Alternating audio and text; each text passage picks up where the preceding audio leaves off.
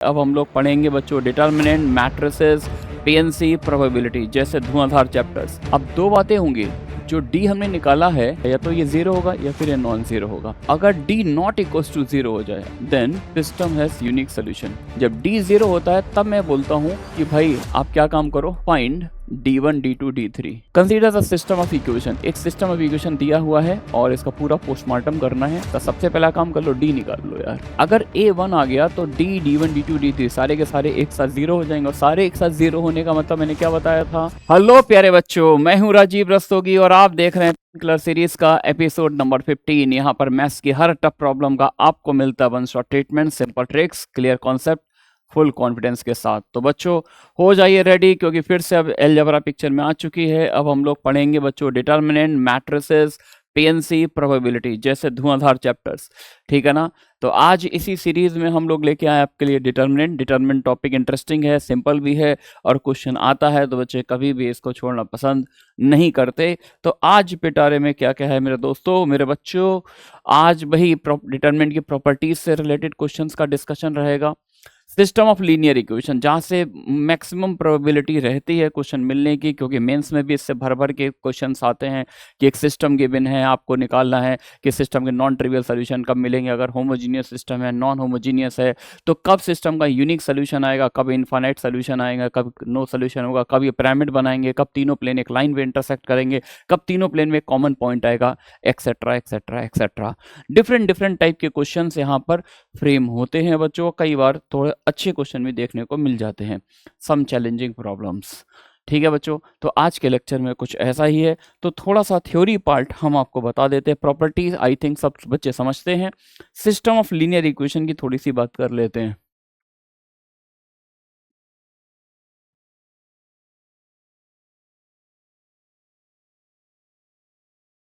है ना। तो जैसे सपोज कि एक सिस्टम अपने पास गिवन है, a1x plus b1y plus c1z equals to d1, a2x plus b2y plus c2z equals to d2, and third equation is a3x plus b3y plus c3z equal to d3।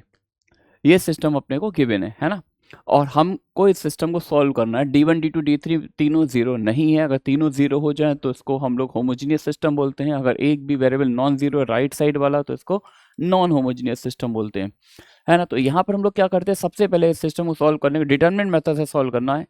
तो हम लोग इस सबसे पहले डी निकालते हैं। डी क्या होता है, कोफिशिएंट्स का matter determinant, a1 b1 c1, a2 b2 c2, a3 b3 c3। D निकालते हैं, है ना। तो सबसे पहला काम क्या होगा, फाइंड डी। अब दो बातें होंगी, जो डी हमने निकाला है इसका डिटरमिनेंट निकाला, या तो ये जीरो होगा या फिर ये नॉन जीरो होगा। अगर D not equals to zero हो जाए, अगर D not equals to zero हो जाए then system has unique solution. System has unique solution. System का सोल्यूशन यूनिक आता है,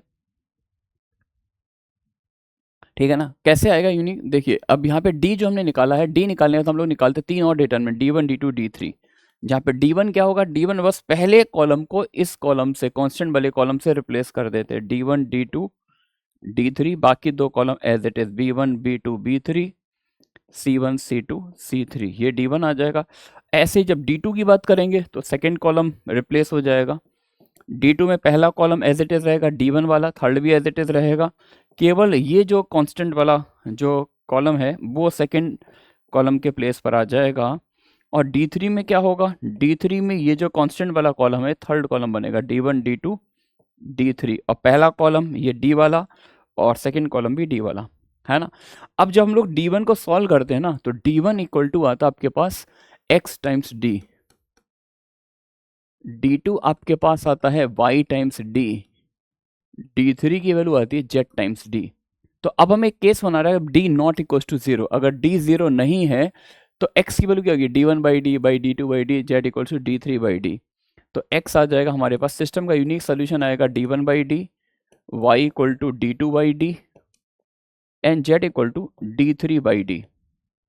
तो इस तरह से सिस्टम का अपने को यूनिक सोल्यूशन मिल जाता है अगर D जीरो ना। अच्छा ये आया कैसे आपको सर, ये कैसे आया था? तो बस वही है, क्रेमर रूल सर लोगों ने प्रूफ कराया होगा। D1 D2 D3, ये जो D1 है ना, इस D1 की वैल्यू पुट कर दो ये वाली, यहाँ से स्टार्ट लो। D1 बोले A1X plus B1 plus C1Z। D2 की वैल्यू ये वाली पुट कर दो यहाँ पर, और D3 की वैल्यू ये वाली पुट कर दो। अब पुट करने के बाद देखो बाई और जेड के टर्म तुम हटा सकते हो, उसमें एक ऑपरेशन लगा देना, C1 goes to C1, C1 goes to C1 minus y time C2 minus z time C3। तो ये वाली पूरी पिक्चर यहाँ से एवापोरेट हो जाएगी। ये पूरा एवापोरेशन के बाद x जंप लेके बाहर आ जाएगा, और यहाँ पर सिर्फ A1 A2 A3 B1 B2 B3 C1 C2 C3 ये वाली पिक्चर मिल जाएगी। ऐसे D2 में करेंगे, D3 में करेंगे, तो ये रिलेशंस मिल जाएंगे, है ना। टेंशन तब होगी अगर D 0 आएगा। अब D 0 है तो एक्स वाई जेड निकालने की, 0 से तो डिवाइड देना अलाउड नहीं है। जब D 0 होता है तब मैं बोलता हूँ कि भाई आप क्या काम करो, फाइंड D1 D2 D3, ये तीनों डिटर्मिनेंट निकालो।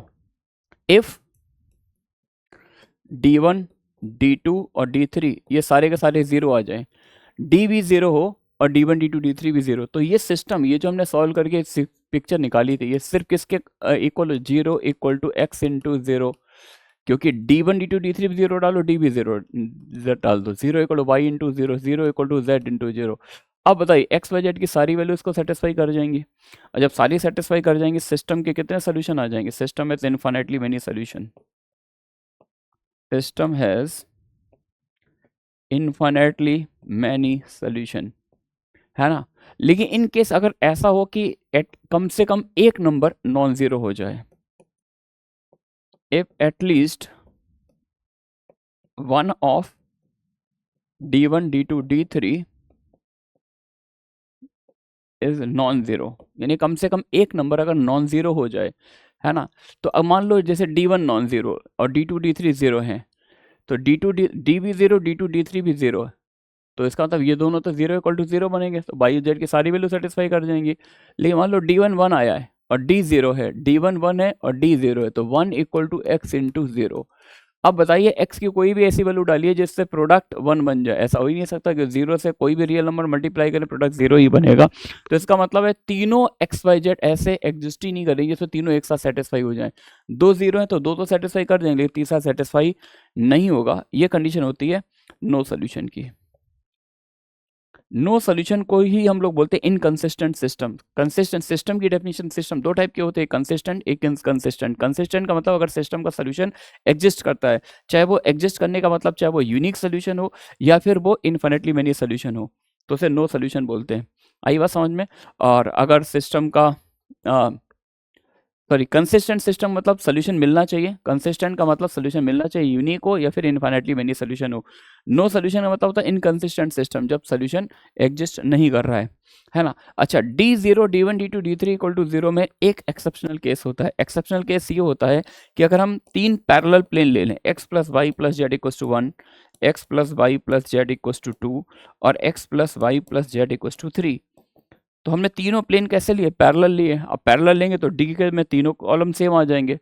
D1 D2 D3 में आप केवल एक कॉलम चेंज कर रहे हैं, दो तो तब भी सेम रहेंगे। तो इस सिस्टम में क्या होगा, D1 D2 D3 सारे के सारे जीरो हो जाएंगे, लेकिन फिर भी सिस्टम का कोई सोल्यूशन एग्जिस्ट नहीं करेगा। तो इससे थोड़ा सा बच के रहना है, सिस्टम ऑफ पैरेलल प्लेन से।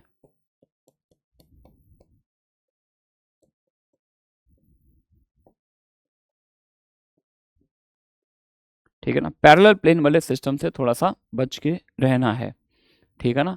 तो इसको आप 3D से भी रिलेट कर सकते हैं, क्योंकि अगर तीन प्लेन गिवन है, तीन प्लेन का सिस्टम अगर आपको दिया जाए तो तीन बातें होती है। तो तीनों प्लेन एक पॉइंट पे इंटरसेक्ट करते हैं, तीनों प्लेन एक पॉइंट पे इंटरसेक्ट करेंगे, यानी यूनिक सोल्यूशन आएगा। जैसे आप रूम का अपना कॉर्नर देखिए, एक फ्लोर वाला प्लेन एक्स वाई प्लेन, एक है जो स्क्रीन वाला प्लेन और एक है सामने वाली वॉल, तो तीनों प्लेन उस कॉर्नर पे इंटरसेक्ट कर रहे हैं, तो इसका मतलब यूनिक सोल्यूशन आएगा। या फिर ऐसा हो सकता है तीन प्लेन में इन्फिनिट सोल्यूशन हो। इन्फिनिट सोल्यूशन वाला केस वो केस होता है जैसे फ्लोर वाला प्लेन और ये स्क्रीन वाला प्लेन, दो प्लेन इंटरसेक्ट करते हैं तो एक लाइन ऑफ इंटरसेक्शन मिलती है। इसको 3D से रिलेट करके समझना, एक फ्लोर वाला प्लेन और एक स्क्रीन वाला प्लेन, दो प्लेन इंटरसेक्ट कर रहे, क्या मिले? Line of intersection. अब तीसरा एक इंक्लाइन प्लेन में इसी इंटरसेक्शन लाइन से पास होते हुए रख दूं इस तरह से, तो बताइए ये जो फ्लोर में लाइन मेरे को दिख रही है और तुमको भी दिख रही है, तुम भी देख रहे हो इसको, अपने रूम के रिस्पेक्ट में देखिए। तो ये जो लाइन है, तीनों प्लेन इस लाइन से पास हो रहे हैं, यानी इस लाइन का हर पॉइंट पहले प्लेन पर भी है, दूसरे प्लेन पर भी है, तीसरे प्लेन पर भी है। आई एम रिपीटिंग, तीसरा प्लेन किस टाइप का है, इस लाइन ऑफ इंटरसेक्शन से पास हो रहा है। एक इंक्लाइन प्लेन, एक फ्लोर वाला प्लेन, एक स्क्रीन वाला प्लेन, और तीसरा प्लेन अगर इसी इंटरसेक्शन लाइन से पास हो रहा है तो इस लाइन का हर पॉइंट तीनों प्लेन की इक्वेशन को साइमल्टेनियसली सेटिस्फाई करता है। तो ये वाला केस आता है जिसमें सिस्टम में इनफाइनाइट सोल्यूशन होते हैं। और एक ये केस आता है जिसमें ट्रायंगुलर प्रिज्म बनता है, जिसमें आपसे कहा जाए कि कोई भी वैल्यू इसको सेटिस्फाई नहीं करे, यानी at least one of them is non zero. तो इसका मतलब है कि ऐसा हो ही नहीं सकता। जैसे एक प्रिज्म बना ले, ट्रायंगुलर प्रिज्म है ना, एक ऐसा प्लेन रख लिया, एक ऐसा प्लेन, जैसे आपकी नोटबुक है, नोटबुक ऐसे करके खोल लो इस तरह से, जैसे अपन पढ़ते ना, नोटबुक ऐसे कर लेकर उसको खोलिए, और तीसरा प्लेन यू ऐसे चिपका दो, तो क्या बन जाएगा, ट्रायंगुलर प्रिज्म। ये ऐसे फील करो, प्लेन बेस में मैंने एक ट्रायंगल बना दिया ABC, और ट्रायंगल के ऊपर ट्रायंगल रखते रहो, थर्माकोल की शीट, और मेरी हाइट के बराबर आ जाओ, तो इस पिक्चर को क्या बोलते हैं, ट्रायंगुलर प्रिज्म। इस पर तीन प्लेन, एक प्लेन ये वाला, एक ये और एक ये, ठीक है ना। तो तीन प्लेन ट्रायंगुलर प्रिज्म बने तो मतलब वही D0 होगा, और D1 D2 D3 में से कम एक नॉन जीरो होगा। एक यूनिक पॉइंट ऑफ इंटरसेक्शन हो तो मतलब यूनिक सोल्यूशन हो गया, ठीक है। चलिए भाई, गेम को स्टार्ट करते हैं। अब पहला क्वेश्चन ये रहा स्क्रीन पर। Consider the system of equation, एक सिस्टम ऑफ इक्वेशन दिया हुआ है और इसका पूरा पोस्टमार्टम करना है। तो सबसे पहला जो प्रोसेस सिखाया था, सबसे पहला काम कर लो, D निकाल लो यार। D क्या होगा, A1 1 1 A1 1 1 A, है ना। इसको एक्सपेंड कर लो तो क्या आएगा, A into A square -1 into A -1 plus 1 into 1 minus A, ठीक है ना। तो D आ जाएगा मेरे पास AQ -A plus 1 minus A, ठीक है। तो D आ गया हमारे पास AQ -3A plus 2, AQ -3A plus 2, इसको एक्सपेंड कर लिया, है ना। अब क्यूबिक है तो A को इंस्पेक्शन लगाओ, A को 1 डालने पर ये फैक्टर 0 हो रहा है, A को 1 डालेंगे फैक्टर 0 हो जाएगा। तो एक फैक्टर इसका आ गया A-1, एक फैक्टर आ गया A-1। अब दूसरा फैक्टर निकालना तो A-1 से इसमें डिवाइड दे दो। इसके कोफिशिएंट लिख लो पहले, AQ का कोफिशिएंट 1 है, A स्क्वायर का अपसेंट है 0, A का कोफिशिएंट -3 और कॉन्स्टेंट टर्म 2, ठीक है ना। अब इससे इसमें डिवाइड दे दो, A-1 से डिवाइड देना या 1 लिख दो, हाईएस्ट डिग्री कोफिशिएंट 0, इनको ऐड करो, 1 1 1 जा 1, 0 प्लस 1 1 1 1 जा 1, और इनको ऐड किया -2 1 - 2। तो ये क्या होता है, कोफिशिएंट, कोशेंट का कोफिशिएंट, ये कोशेंट होता है, और सॉरी क्या बोल रहा हूँ मैं, ये रिमाइंडर होता है और ये कोशेंट के कोफिशिएंट होते हैं। तो डिवाइड देने पर कोशेंट कितने डिग्री का आएगा, 2 डिग्री का आएगा। कोशेंट होगा क्या, A स्क्वायर प्लस A-2। अच्छा फिर से दिख रहा है यार, A=1 इसको सेटिस्फाई कर रहा है, तो A=1 कर रहा है। अच्छा इसके फैक्टर भी दिख गए, A+2 A-1 फैक्टर ही दिख गए, A+2 A-1। तो फाइनली D मेरे पास क्या आएगा, D आएगा A-1 का whole square times A+2। D निकाल लिया दोस्तों, D मेरे पास आ चुका है ना। अब D 0 कब होगा, या तो A1 हो जाए या फिर A-2 हो जाए। तो उन्होंने काफ़ी सारे क्वेश्चन बनाए, A2 है, A1 है, तो एक काम करते हैं सारा ही निकाल लेते हैं, क्योंकि सब कुछ चेक करना है ना। D1 D2 D3 भी चेक करने हैं। तो D1 निकालते हैं। D1 में क्या होगा, ये वाला कॉलम इस कॉलम को रिप्लेस कर देगा, 1 1 1 1 A1 और 1 1 A। चलिए भाई एक्सपेंड करो, 1 into A square -1 1 into A square -1 -1 into A-1 plus 1 into 1 minus A, है ना। तो क्या करूँ मैं, A-1 ओवरऑल कॉमन ले लेता हूँ, A-1 कॉमन लिया तो A+1 -1 और -1, हाँ 1 से 1 कैंसिल हो गया। तो D1 आ गया मेरे पास A-1 का होल स्क्वायर। D2 निकाल लेते हैं। D2 में क्या होगा, D2 में ये जो कॉलम है ना, ये कॉलम सेकेंड कॉलम को रिप्लेस कर देगा, A11 A11 111 and 11A 11A, ये कितना आएगा, a into a -1 into a -1 plus 1 into 0, 1 -1 0, यानी a -1 अगर मैं कॉमन ले लूँ तो फिर से a -1, तो ये भी a -1 का होल स्क्वायर आ गया, d2 भी a -1 का होल स्क्वायर आ गया। d3 यहाँ पर निकाल लेता हूँ। d3 की बात करेंगे तो a11 1a1 और तीसरा कॉलम रिप्लेस हो जाएगा 111 से। आ जाओ भाई सब। अच्छा ये इंटरचेंज से भी तो आ जाएगा, 2 कॉलम है, रिप्लेस किया है, चलो ठीक है, ऊपर नीचे भी चेंज हो रहा है, ठीक है। आ जाओ एक्सपैंड सही करके निकाल लेते हैं। a into a -1 into 1 -1 0 plus 1 into 1 -a, तो a -1 कॉमन ले लेंगे तो a -1 फिर से बन जाएगा a -1 का होल स्क्वायर। ये सीन आया यार, मतलब d आया है a -1 का whole square into a plus 2, d1 a -1 का होल स्क्वायर, d2 भी a -1 का होल स्क्वायर, d3 भी a -1 का होल स्क्वायर। अब पहला केस लेते हैं, फिर इक्वल्स टू 2, a2 लेंगे, इसका मतलब d नॉट इक्वल टू 0 होगा। कलर चेंज कर लेते हैं भाई, इसका मतलब क्या हो गया, d not equal to 0। d not equal to 0 का मतलब ही होता है यूनिक सोल्यूशन। देखो d नॉट इक्वल टू 0 है तो हमने क्या बताया, system has unique solution d1/d, d2/d और d3/d। तो system has unique solution,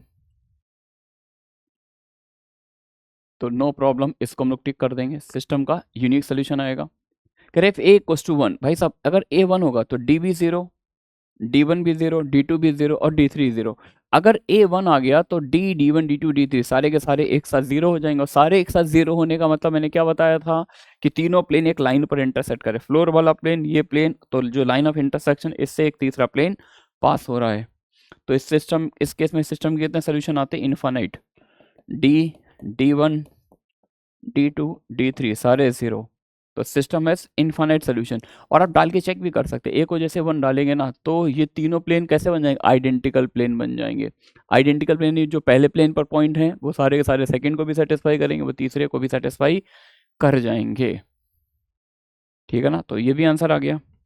if a equal to -2 then system has no solution. अगर a -2 लेते हैं हम तो d तो 0 होगा, d 0 हो जाएगा इस केस में, लेकिन d1 भी नॉन जीरो होगा, d2 भी नॉन जीरो और d3 भी नॉन जीरो। तो ये वो केस हुआ जिसमें d 0 है बट d1 कैसा है, नॉट इक्वल टू 0, d2 कैसा है, नॉट इक्वल टू 0 और d3 कैसा है, ये भी नॉट इक्वल टू 0। तो ऑब्वियस सी बात है, नो सोल्यूशन की कंडीशन है। वही कंसेप्ट का रिहर्सल हो रहा है। If a equal to 2 then system has infinite solution. a को 2 लेंगे then system has infinite solution, ये गलत बोल रहे हैं, a को 2 लेंगे d नॉट इक्वल्स टू 0 है, ये रॉन्ग। इस केस में इनफाइनाइट नहीं, यूनिक सोल्यूशन मिलेगा। यूनिक सोल्यूशन मतलब ये वो केस होगा जिसमें तीनों प्लेन एक पॉइंट पे इंटरसेक्ट करेंगे, common point of intersection, unique common point मिलेगा तीनों प्लेन पर। चलिए भाई मूव करते हैं नेक्स्ट क्वेश्चन पे। The planes this and this will meet at one point if a b not equal to 15। एक लाइन पर मीट करेंगे, कोई भी कॉमन पॉइंट नहीं आएगा। तो ये भी थोड़ा सा 3D से रिलेट करके एक क्वेश्चन दिया जा रहा है आपको। चलिए तो पहले तो यार थोड़ा केयरफुल रहना, ये होमोजीनियस सिस्टम नहीं है। यहाँ पर देखो 1 और 2 है यहाँ पे लिखा हुआ, तो इसको 10 स्विच कर लेते हैं, एक सिस्टमेटिक तरह से इस सिस्टम को लिखते हैं। ax plus 4y plus z equals to 0। इस इक्वेशन में x अपसेंट है तो 0 into x plus 2y plus 3z equal to 1। इसमें y अपसेंट है तो 3x plus 0 into y, 0 into y minus b z equal to -2, ठीक है ना। ये सिस्टम दिया हो तो सबसे पहला काम हमेशा की तरह डी निकालना, डी निकाल लेते हैं यार। a 4 1 0 2 3 3 0 माइनस बी, तो a इंटू कितना आएगा, a इंटू -2b -0, ये माइनस इसके अबाउट एक्सपेंड कर देते, प्लस 3 इंटू ये गया 4 3 जा 6 -2, ठीक है ना। 6 -2 कितना आएगा, 6 -2 आएगा 4 3 जा 12, हाँ।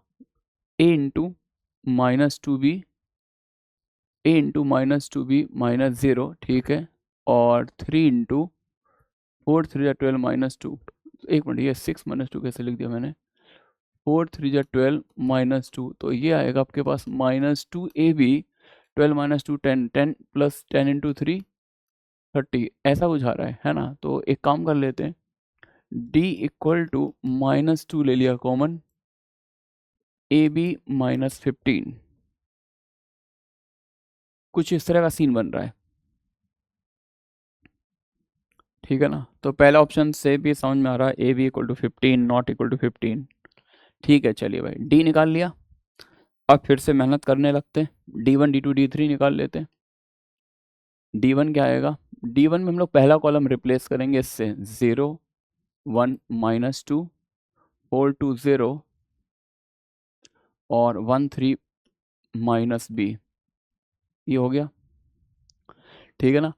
तो 0 वाला तो 0 रहेगा ही रहेगा, -1 इंटू इसको हटाया -4b, ठीक है, और -2 इंटू 4 3 12 -2, तो +4b, 12 - 2 10, 12 - 2 कितना होगा, 12 - 2 होगा 10, प्लस का 10 -20, तो 4 कॉमन लिया, b -5, ठीक है ना। D2 की बात करें तो D2 में क्या होगा, पहला कॉलम तो ये रहेगा A03, सेकंड कॉलम रिप्लेस हो जाएगा इससे 0 1 -2, थर्ड कॉलम है दैट इज 1 3 -b। दोस्तों ये सारा निकालना पड़ेगा यार, हाँ जरूरी नहीं कभी निकाले, कई बार स्टूडेंट इसको ही, सिस्टम को ही सॉल्व करके वैल्यू से भी कर लेते हैं, वो भी अलाउड है। तो a इंटू ये क्या बन जाएगा, -b +6 +1 इंटू इसको हटाएंगे तो ये 0 -3, तो ये आएगा -ab +6a -3, चेक कर लेना,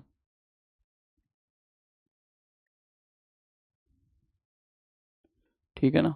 चलिए भाई, D3 और बचा है, वो भी निकाल लेते हैं। D3 में क्या आएगा, पहले दो column as it is, A0 3 4 2 0, और तीसरा कॉलम रिप्लेस कर देंगे इससे 0 1 -2, 0 1 -2, है ना। चलिए भाई एक्सपेंड कर देते हैं इसको भी, तो a इंटू ये आएगा -4 -0, -4 इंटू ये गया और ये गया, -4 इंटू ये गया, तो 0 -3, तो ये कितना आएगा, -4a +12, तो -4 कॉमन, a -3, है ना। अब पूरा डेटा अपने पास आ चुका है, अब आते हैं ऑप्शंस की तरफ, कलर चेंज, आइए भाई। तो ए ऑप्शन पूछ रहे हैं, ये तीनों प्लेन एक पॉइंट पे मीट करेंगे if a b not equals to 15, एक पॉइंट पे मीट करने का मतलब यूनिक सोल्यूशन, यूनिक सोल्यूशन के लिए जरूरी है, अगर ए बी 15 नहीं है तो इसका मतलब डी नॉट इक्वल टू 0 है, तो d not equal to 0 Cramer rule से कैसा सोल्यूशन है, यूनिक सोल्यूशन, यूनिक सोल्यूशन मतलब तीनों प्लेन एक पॉइंट पर इंटरसेक्ट है। ये कौन सी सिचुएशन होती है जहां पर तीनों प्लेन एक पॉइंट पर इंटरसेक्ट करते हैं, तीन कौन कौन से प्लेन, एक फ्लोर वाला प्लेन और एक ये सामने वाला और एक ये, तो जब ये तीनों प्लेन इंटरसेक्ट करेंगे तो क्या मिलेगा, एक कॉर्नर वाला पॉइंट जो आप रूम के अंदर देख पा रहे हैं, ठीक है बच्चों। तो ओके स्टेटमेंट है, will meet on a line if a b equal to 15, कह रहा है कि तीनों प्लेन एक लाइन पर इंटरसेक्ट करेंगे अगर ए बी 15 हो और ए 3 हो, ए बी 15 ए 3 का मतलब ही हो गया यार बी अपने आप 5 हो गया, इसका ए बी 15 ले ले, ए को 3 बी को 5, तो देखो ये 0 हो जाएगा इस केस में, है ना, b को 5 लेंगे तो ये भी 0 हो जाएगा। D2 की बात करें तो ए बी 15 है तो -15 और A3 -15 -3 -18 हो गया, और a को 3 डाला तो 18 प्लस का, तो ये भी 0 हो जाएगा, और A3 लेने से ये भी 0 हो रहा है, तो इसका मतलब इस केस में क्या होगा, D1 D2 D3 सारे के सारे 0 होगा, सारे 0 हैं, तो इसका मतलब है system has infinitely many solution, यानी ये कौन सा केस होगा, all these three planes have a common line of intersection, ठीक है ना, तीनों प्लेन के एक लाइन पर इंटरसेक्ट करने की कंडीशन है, ये 3D पढ़ाएंगे ना तब वहां पर भी सारी चीजें काम आएंगी। Will have no common point, इसलिए मैंने इंटेंशनली 3D का वो भी इसमें टच दिया क्योंकि अगले टॉपिक में हम लोग कुछ वेक्टर 3D वगैरह भी आगे कवर करेंगे। Will have no common point if a b equal to 15 a not equal to 3। Correct, तीनों प्लेन में एक भी कॉमन पॉइंट नहीं आएगा अगर ए बी 15 हो और ए 3 ना ले। तो ए बी 15 लेंगे तो भाई साहब ये तो 0 हो जाएगा, लेकिन अगर ए 3 नहीं लेंगे तो ये 0 नहीं होगा। इस केस में डी तो 0 आएगा लेकिन D3 0 नहीं आएगा। और जब D3 0 नहीं आने का मतलब क्या हुआ, कौन सा सोल्यूशन आएगा इसमें, नो सोल्यूशन आएगा। नो सोल्यूशन, नो सोल्यूशन का मतलब ही हो गया कि यार वही ट्रायंगुलर प्रिज्म टाइप का मिल रहा होगा, तो तीनों प्लेन में कभी कोई भी कॉमन पॉइंट नहीं आएगा। कॉमन पॉइंट कब आएगा, जब यूनिक सोल्यूशन हो या फिर इनफाइनाइट सोल्यूशन हो, है ना, या तो यूनिक हो या फिर इनफाइनाइट हो, तभी तीनों प्लेन में कॉमन पॉइंट मिलते हैं। तो ये भी बिल्कुल सही है। Will have no common point if a b 15 a not equal to 5। A b 15 हो लेकिन ए 5 ना हो, ए बी 15 लेंगे तो डी 0 आएगा, ए 5 नहीं लेंगे, ए 5 का चक्कर है कहीं पर भाई। एक minute, a not equal to a equal to 5 तो कहीं कनेक्ट हो ही नहीं रहा है, बी का कनेक्शन है, तो एक बार चेक कर लेते हैं। अगर मैं ए बी 15 ले लूँ और इन्होंने कहा ए 5 ना ले, 5 के अलावा कुछ भी ले ले, तो चलो मैंने ए 3 ले लिया, बी 5 ले लिया, ए 3 लेंगे तो बी अपने आप 5 आ जाएगा। तो इस केस में होगा क्या, इसमें कॉमन पॉइंट मिलेंगे, मतलब इन्होंने कहा ए 5 ना ले तो कोई भी कॉमन पॉइंट नहीं आएगा, ये गलत बोल रहे हैं, कह रहे हैं इसमें कोई कॉमन पॉइंट नहीं आएगा, तो ये गलत बोल रहा है, कॉमन पॉइंट मिल रहा है। मैंने ए बी को 15 ले लिया, ए 3 बी 5, यानी ऊपर वाले ही केस ले लिया है, क्योंकि इनका ए 5 मत लो, 5 के अलावा कुछ भी लो, तो मैंने 3 ले लिया। अब 3 लेंगे तो बी अपने आप 5 आ गया, तो इस केस में एक्चुअली क्या होगा, डी D1 D2 D3 सारे 0 हो जाएंगे, यानी तीनों प्लेन में इनफाइनाइट पॉइंट कॉमन होंगे, एक line common line of intersection मिलेगी। और ये कह रहे हैं कोई भी कॉमन पॉइंट नहीं आएगा, गलत बात है, झूठ बोल रहे हैं। तो इसमें करेक्ट आंसर अपना क्या है, आगरा, बॉम्बे एंड कैलकाटा। ठीक है बच्चों, चलिए भाई मूव करते हैं नेक्स्ट क्वेश्चन की तरफ। आइए, if sine q not equal to cos q and x y z, इसमें यार करेक्शन है थोड़ा सा, इस कंडीशन में थोड़ा सा करेक्शन है बच्चों, है ना। इसमें ये कर देने आप 1 plus sine q not equal to cos q, ये है, ठीक है ना। चलिए भाई, एक सिस्टम दिया हुआ है और आपको x square plus Y square plus z square की वैल्यू निकालनी है, यानी वही काम फिर से करना है, डी निकालना है, D1 D2 D3 निकालना है, फिर देखना है। डी की बात करते हैं, इसको कॉपी कर लेते हैं, हो सकता है हमें नेक्स्ट पेज पे भी जाना पड़े। चलिए भाई, डी की बात करते हैं सबसे पहले।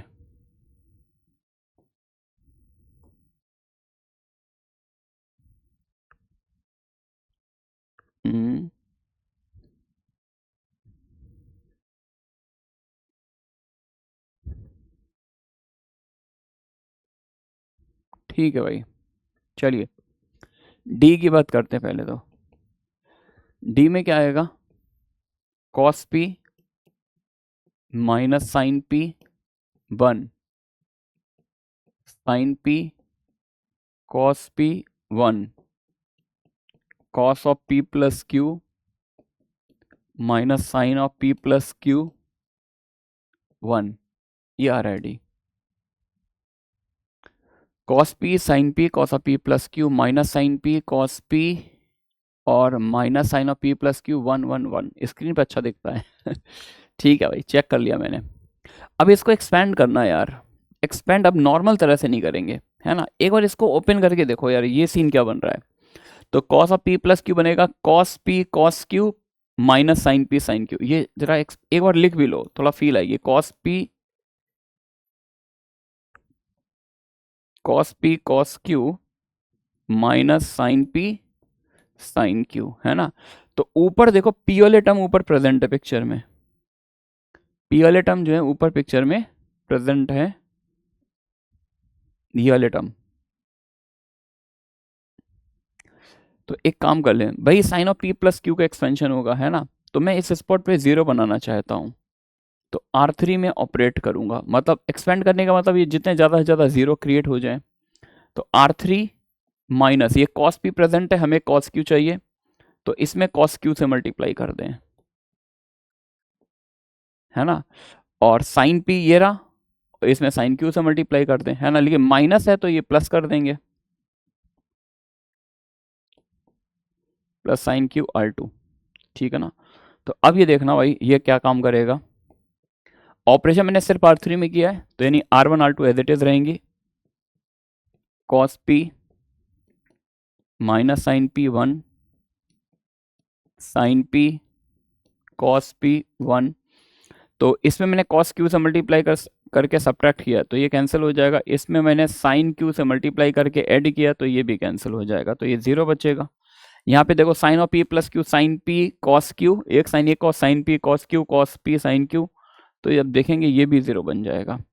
और 1 में से सब्ट्रैक्ट करेंगे इसको, इसमें कॉस क्यू से मल्टीप्लाई किया, इसमें कॉस क्यू से किया है और इसमें साइन क्यू से, तो बच्चों कुछ इस टाइप का डी आ जाएगा। एडवांटेज ये मिला कि थर्ड रो में 2 0 आ गए, ये भी 0 बन गया, ये भी 0, क्योंकि sine P cos q subtract करेंगे गया और इसमें कॉस क्यू से मल्टीप्लाई करके ऐड करेंगे तो यहाँ पे दोनों माइनस है, ये ऐड करेंगे तो ये भी गया, ठीक है ना। तो अब यार इसको एक्सपैंड कर लेते हैं, तो फाइनली डी कैसा आ रहा है, डी इक्वल टू ये बाहर आ जाएगा 1 minus cos Q plus sine Q, ये बाहर आ गया, ये cos square P plus sine square P bracket के अंदर आएगा, cos square P plus sine square P, तो फाइनली डी जो है जो ओरिजिनल डिटर्मिनेंट है वो आ रहा 1 minus cos Q plus sine Q, कुछ इस टाइप का आ रहा है, ठीक है, डी आ गया। अब चलते हैं D1 D2 D3 की तरफ, D1 D2 D3 की तरफ चलते हैं। D1 नाउ D1 क्या आएगा, D1 में ये जो कॉलम है इसको इससे रिप्लेस कर दो, cos Q plus 1 minus sine Q और 2, बाकी दोनों as it is, minus sine P cos P minus sine p plus Q और 1 1 1, ऐसा कुछ आ रहा है, ठीक है। तो एक काम करते हैं पहले थोड़ा डाइल्यूट कर लेते हैं यार, यहाँ पर 1 1 1 यहाँ पर भी है तो इसको पहले हल्का कर लेते हैं, C1 को 3 1 यहाँ पर भी है, 2 को लिख दो आप, चाहो 1 + 1 लिख दो आप, तो इसको 1 + 1 रीड करो, है ना, तो C1 माइनस C3, जिसे थोड़ा एक्सपेंड करने में थोड़ा सा आसानी रहे, तो 1 हटा दिया तो बचेगा cos Q minus sine Q और 1, इसमें कुछ किया नहीं, minus sine P cos P minus sine of P plus q, है ना, और ये 3 1 1 1 1, ऐसा कुछ आ जाएगा, ठीक है, ओके, ठीक है भाई, D1 ही आ गया। अब एक काम करते हैं, इसकी अगर वैल्यू निकालनी है तो इस टर्म को जैसे मैंने यहाँ पे 0 बनाया, देखो यही पॉलिसी दिख रही है, minus sine P cos p जैसा डी में था वैसी पिक्चर यहाँ दिख रही है, तो वही ऑपरेशन लगा देते हैं, इसको 0 बनाने के लिए R3 में ऑपरेट किया, R3 माइनस इसमें कॉस क्यू से मल्टीप्लाई कर देते हैं और इसमें साइन क्यू से मल्टीप्लाई करके ऐड करेंगे, क्योंकि इसमें दोनों टर्म माइनस आएंगे, है ना, ऑपरेशन सिर्फ R3 में हो रहा है, तो फर्स्ट और second row as it is copy कर लिया। अब जरा देखना, इसमें मैंने कॉस क्यू से मल्टीप्लाई किया तो 1 माइनस कॉस स्क्वायर क्यू और इसमें साइन क्यू से माइनस साइन स्क्वायर क्यू, तो ये 1 माइनस 1 क्या बन जाएगा 0, cos square Q plus sine square Q 1 बन जाएगा, तो 1 माइनस 1 0 हो गया, ये तो 0 बनेगा ही बनेगा, और ये आएगा 1 माइनस इसमें कॉस क्यू से मल्टीप्लाई इसमें साइन क्यू से, 1 minus cos Q plus sine Q, कुछ इस टाइप की पिक्चर बन रही है यार, है ना, कुछ वैसे ही पिक्चर यहाँ पर दिख रही है 1 minus cos Q plus sine q. तो अब इसको अगर अपन एक्सपेंड कर दे थर्ड रो के अबाउट, तो 1 minus cos Q plus sine Q, ये तो पिक्चर से बाहर आ जाएगा, और कॉस पी कॉस क्यू और 3 बार माइनस आएगा, minus sine P sine q into cos A cos B minus sine a sine b cos of a plus b into cos of P plus Q, ये D1 आ रहा है, ये D1 आ रहा है। D2 D3 और निकालना है भाई, तो चलिए भाई D2 निकालते हैं। D2 इधर निकालते हैं, D2। D2 का मतलब हुआ पहला कॉलम तो वही आएगा cos p sin p sin of p plus q, है ना। और सेकेंड कॉलम चेंज करेंगे, 1 plus cos Q, 1 minus sine Q और 2। 2 मतलब वही 1+1 समझ लो, 1+1 और 1 1 जेड का कोफिशिएंट 1 1 1, ये निकालना है यार D2 में। तो cos p sin p cos p sin p cos of p plus Q, देखो गड़बड़ हो गई भाई, ये साइन लिख दिया यहाँ पर, cos of p plus q है।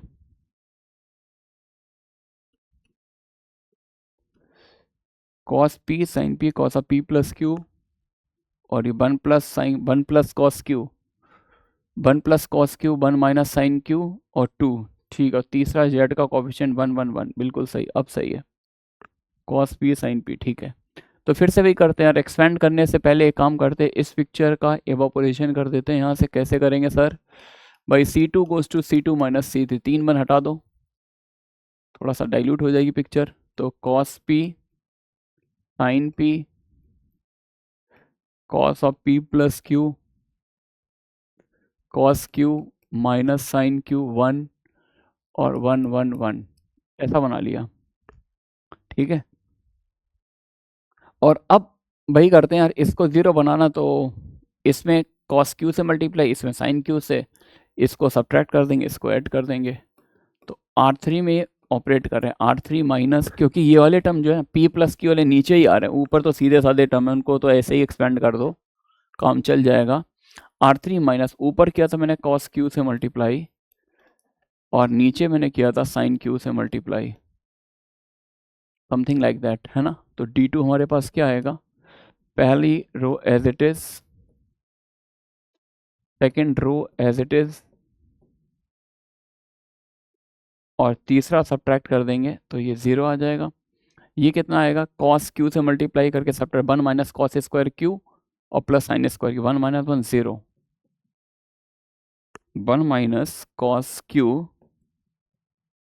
प्लस साइन क्यू, ऐसा आ जाएगा, है ना। और इसको हम ले लेंगे बाहर, तो 1 minus cos Q plus sine Q, ये आउटसाइड आ गया, minus cos Q minus sine P sine q, तो एक माइनस और लगा देते हैं, माइनस ले लिया बाहर, cos sine A cos A sine B, sine of P plus Q, और ये वैल्यू आ जाएगी D2 की। तो D2 की वैल्यू थोड़ा सा डिफरेंट आई है, 1 minus cos Q plus sine Q times sign of P plus Q. एक टर्म और बचा भाई, हिम्मत दिखाओ, D3 निकाल लेते हैं। और यार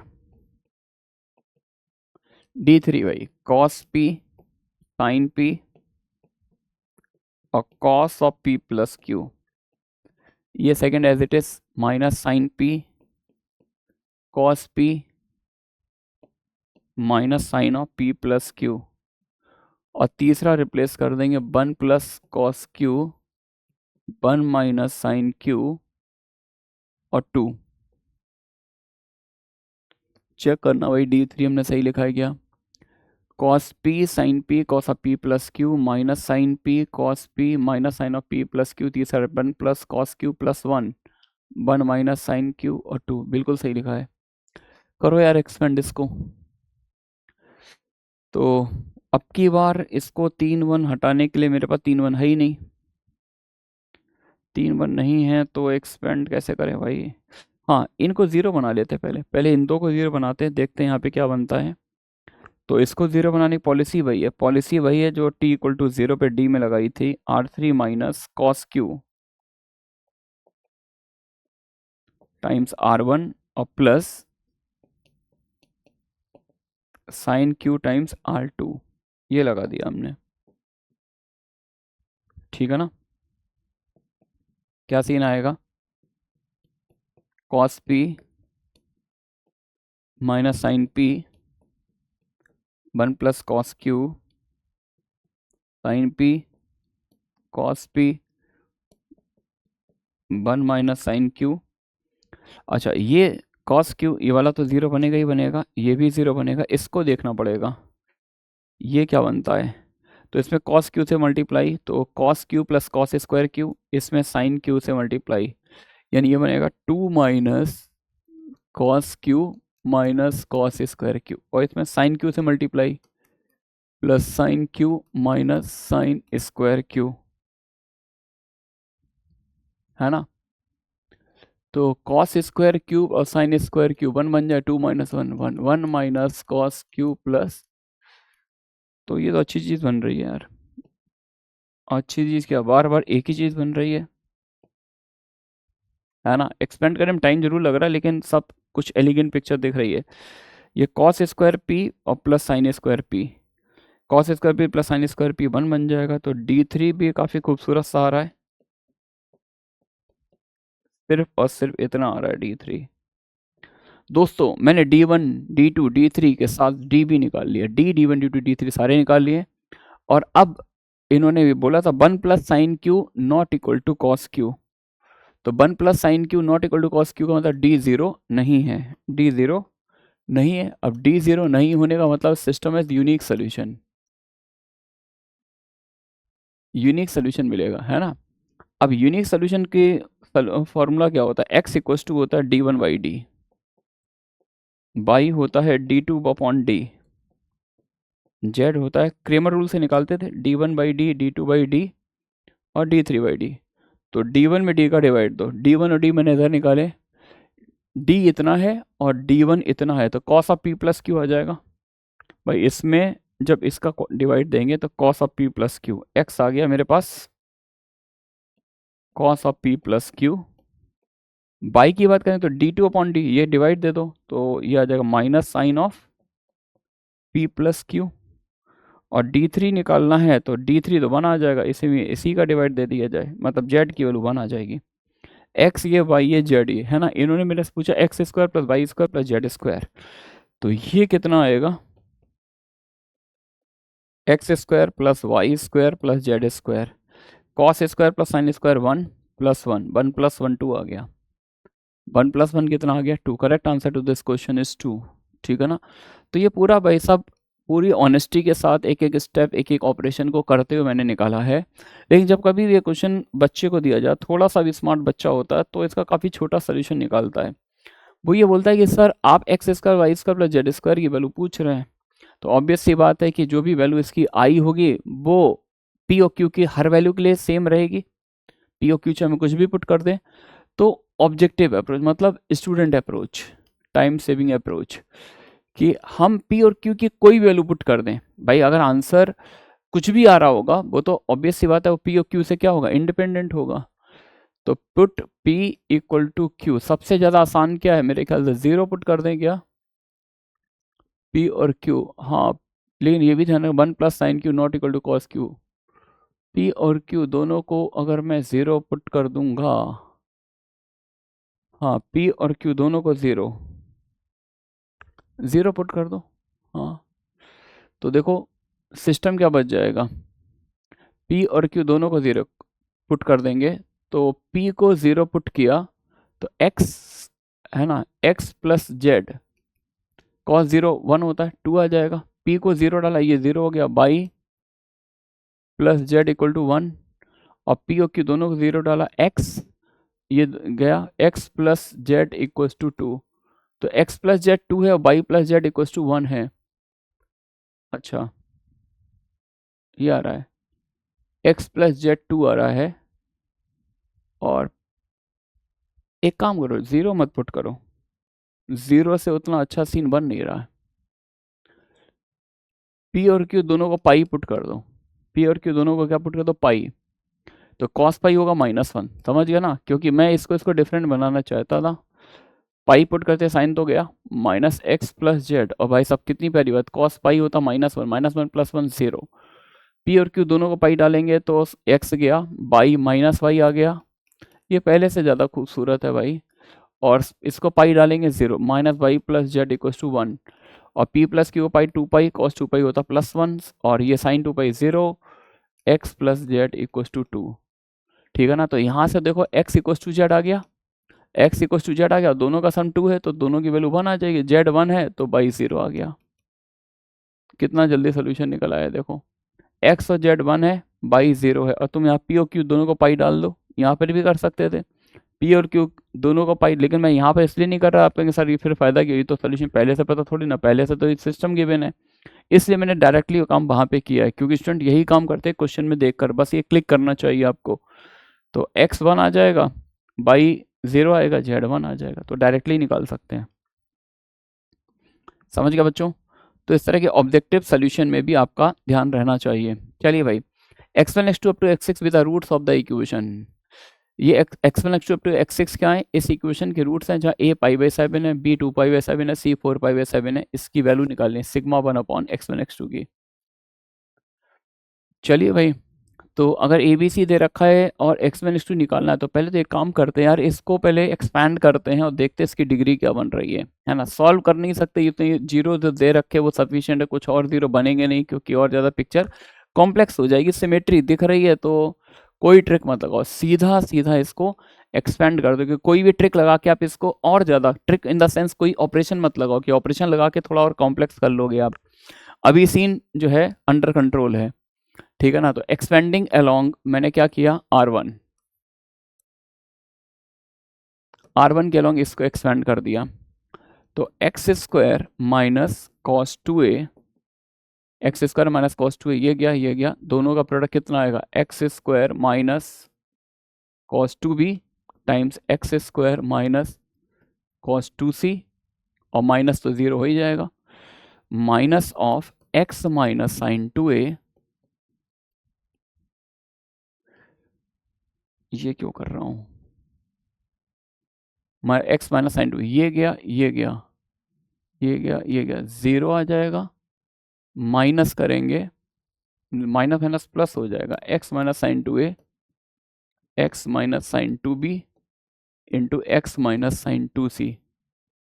तो कितना सिस्टमेटिक आ रहा है, यहाँ पे 3 स्क्वायर टर्म्स हैं, एक्स स्क्वायर, यहाँ पे 3 सिंगल टर्म है, तो एक 6 डिग्री की इक्वेशन यहाँ बनती दिख रही है। यहाँ पे कितने डिग्री की इक्वेशन दिख रही है, 6 डिग्री की इक्वेशन दिख रही है, और दो के प्रोडक्ट का सम चाहिए, sum of products of the root taken 2 at a time. तो एक काम करते हैं, थोड़ा सा इसको और सिस्टमेटिक तरह से लिखते हैं, हाईएस्ट डिग्री का टर्म, तो अगर मैं तीनों के एक्स स्क्वायर मल्टीप्लाई करूंगा तो हमारे पास x पर 6 आएगा, है ना। यहाँ से हाईएस्ट डिग्री 6 मिलेगी, यहाँ से हाईएस्ट डिग्री 3 मिल रही है, तो x पर 6 आएगा, लेकिन x पर 5 का कोई टर्म नहीं आएगा, क्योंकि 2x स्क्वायर का सिंगल x है ही नहीं यहाँ पर।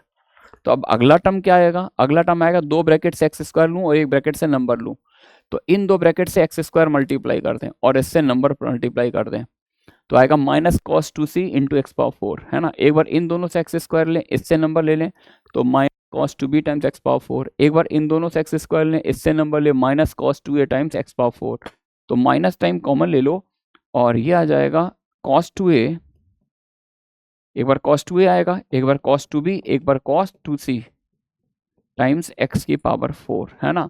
अच्छा, एक्स पावर 4 से नीचे जाना नहीं, क्यों, मुझे तो दो के प्रोडक्ट का सम चाहिए।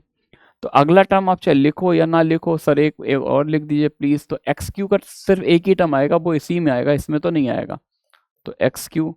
अच्छा सर प्लीज एक्स स्क्वायर को और लिख दीजिए, क्या बकवास कर रहे हैं यार, एक्स स्क्वायर लिखाओगे तो एक्स स्क्वायर टर्म इधर भी आएगा, 2 ब्रैकेट से एक्स लो, 1 ब्रैकेट से नंबर ले लो, तो minus sine 2a minus sine 2b minus sine 2c, वो तो यहाँ से आ जाएगा, और यहाँ पर क्या आएगा, दो का product, cos 2a cos 2b cos 2b cos 2c, खैर वो सब लिखने में टाइम वेस्ट होगा, एक्स का टर्म भी मिलेगा और कांस्टेंट टर्म भी मिलेगा, और जिनसे मुझे कोई लेना देना नहीं है। ये 6 डिग्री इक्वेशन, इसके रूट्स अपने को गिवन है, रूट्स क्या क्या है, x1 x2 x3 x4 x5 और x6, ये 6 रूट्स हैं, और मैं देख रहा हूँ x पर 6 और x पर 5 का टर्म एब्सेंट है, सीधा x पर 4 का टर्म आ रहा है, तो यहाँ से दो के प्रोडक्ट का सम सिग्मा x1 x2 की बात करें तो फॉर्मूले में तो प्लस साइन आएगा, लेकिन यहाँ पे कोफिशिएंट निगेटिव है, minus of cos 2a plus cos 2b plus cos 2c, ये आ जाएगा दोस्तों।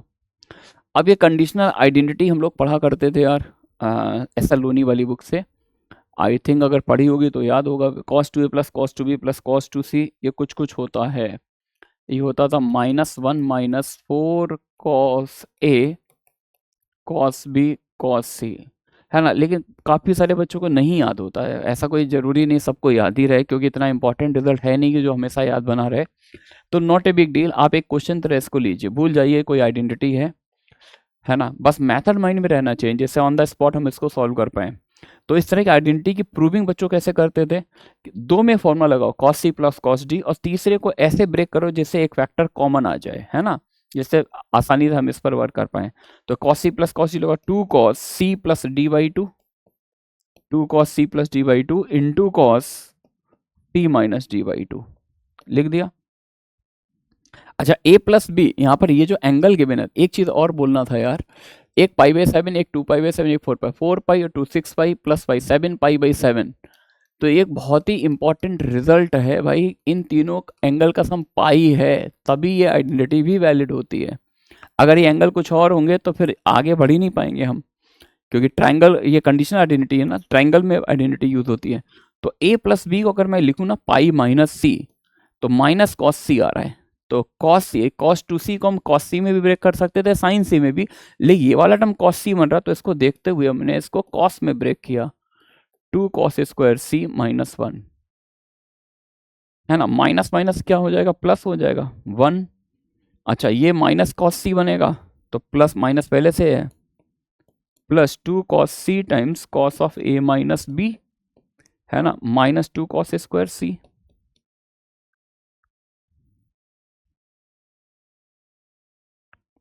तो 1 प्लस 2 कॉस सी, ये कॉमन ले लिया, बचेगा क्या, cos of A minus B, 2 cos C common ले लिया, cos of A minus B और माइनस कॉस सी, है ना। तो फर्दर इसको लिखेंगे 1 प्लस 2 कॉस सी। अच्छा एक काम करते हैं, सी को फिर से लिख देते हैं पाई माइनस ए प्लस बी, और कॉस पाई माइनस थीटा क्या, तो minus cos theta, minus minus plus हो जाएगा, तो cos A minus B plus cos A plus B, है ना। और ये cos A plus B plus cos A minus B एक सिंपल आइडेंटिटी है यार, 2 cos A cos B. Sir ये भी नहीं याद है, नो प्रॉब्लम यार, तुम cos c plus cos d लगा दो, कुछ तो याद रखना पड़ेगा। अब तुम सोचो सर मैं कुछ भी नहीं पढ़ूंगा, टिग्नोमेट्री का टी भी नहीं पढ़ूंगा, तो भाई तुम घर बैठो, फिर तुम्हारे लिए और बहुत सारे काम हैं। 1 प्लस 4 कॉस ए कॉस बी कॉस सी, ये निकल आया, ठीक है। तो सिग्मा ऑफ x1 x2 आ गया। चलिए भाई नेक्स्ट पेज पे चलते हैं। तो sigma x1 x2 equal to 1 plus 4 times cos A, cos A मतलब पाई बाई 7, कॉस बी मतलब cos 2 pi by 7 into cos C cos 4 pi by 7। यार ये रिजल्ट आ रहा है। अच्छा फिर से 11th में यार एक कंडीशनल आइडेंटिटी हम लोग पढ़ा करते थे, कॉस वाली, याद है क्या सर, क्या क्या याद, पूरी ट्रिग्नोमेट्री पढ़ाओगे क्या। अरे भाई एक फॉर्मूला था ना, cos A cos 2a cos 2 square A and up to so on cos of 2 raise पर n माइनस 1 इंटू। इस पर तो लिमिट में भी कंटिन्यूटी में भी क्वेश्चन थे। ये वाली कॉस में कंटिन्यूटी प्रोडक्ट जिसमें आगे वाला एंगल पीछे वाले एंगल का डबल हो। तो फॉर्मूला क्या कहता है कि इससे जस्ट बड़े एंगल का साइन, तो इससे जस्ट बड़ा एंगल क्या होगा 2 रेस पर n, और नीचे 2 की पावर n को बाहर निकाल के साइन, ये फॉर्मूला होता है। तो यही फॉर्मूला लगा देंगे। तो ये a हो गया, ये a है, ये 2a है, और ये है 2 स्क्वायर इंटू ए। तो इससे जस्ट बड़ा एंगल क्या होगा, sine of 2q into A. Sine of 2q into A का मतलब कितना हो जाएगा, ए है pi by 7, sine of 8 pi by 7 upon 2 की पावर बाहर निकाल के साइन, साइन पाई बाई 7, है ना। 8 पाई बाई 7 को हम लोग लिख देंगे पाई प्लस पाई बाई 7, और साइन पाई प्लस थीटा क्या होता है, माइनस साइन थीटा होता है। तो 1 प्लस 4 टू द 8 हो गया, और ये बन गया माइनस साइन पाई बाई 7, ऊपर नीचे है साइन पाई बाई 7, तो ये इसको कैंसिल कर देगा, और माइनस साइन बीच में है, तो सिग्मा x1 x2 की वैल्यू क्या आ जाएगी, 1 माइनस हाफ का मतलब हाफ हो गया, सिग्मा एक्स माइनस 2 हाफ आया है तो इसका रेसिप्रोकल की वैल्यू कितनी होगी? 2 आ जाएगी।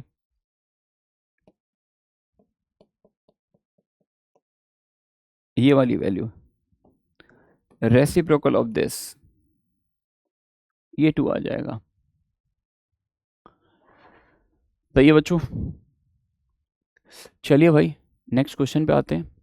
If F of X Y equal to X square plus Y square minus 2xy, ठीक है, X Y real number and the matrix A is given by this, ठीक है, such the trace of A 0 है। Trace समझते हुए sum of diagonal elements in any square matrix is defined as the trace of the matrix.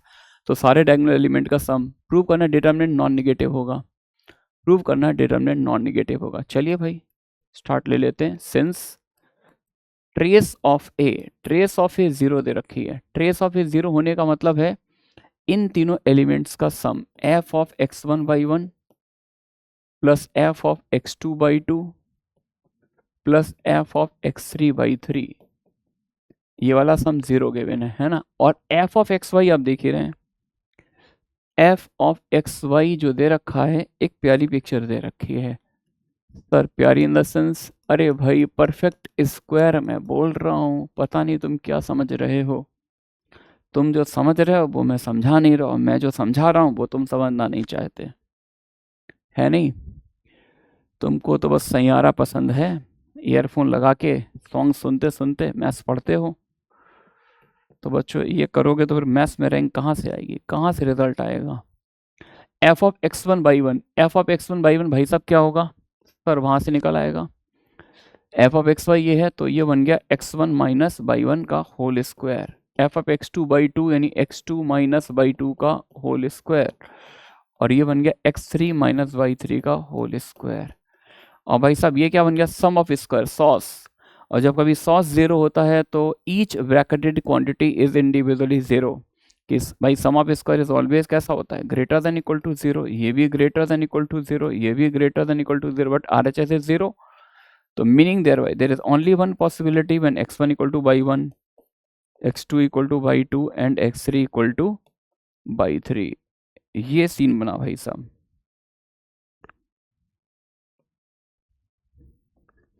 यहाँ तक पहुँच गए? Yes sir पहुँच गए यहाँ तक। अब मुझे प्रूफ करना है कि इस डिटर्मिनेंट की वैल्यू कैसी है, नॉन नेगेटिव है, ये तो पता लग गया मेरे को, ठीक है।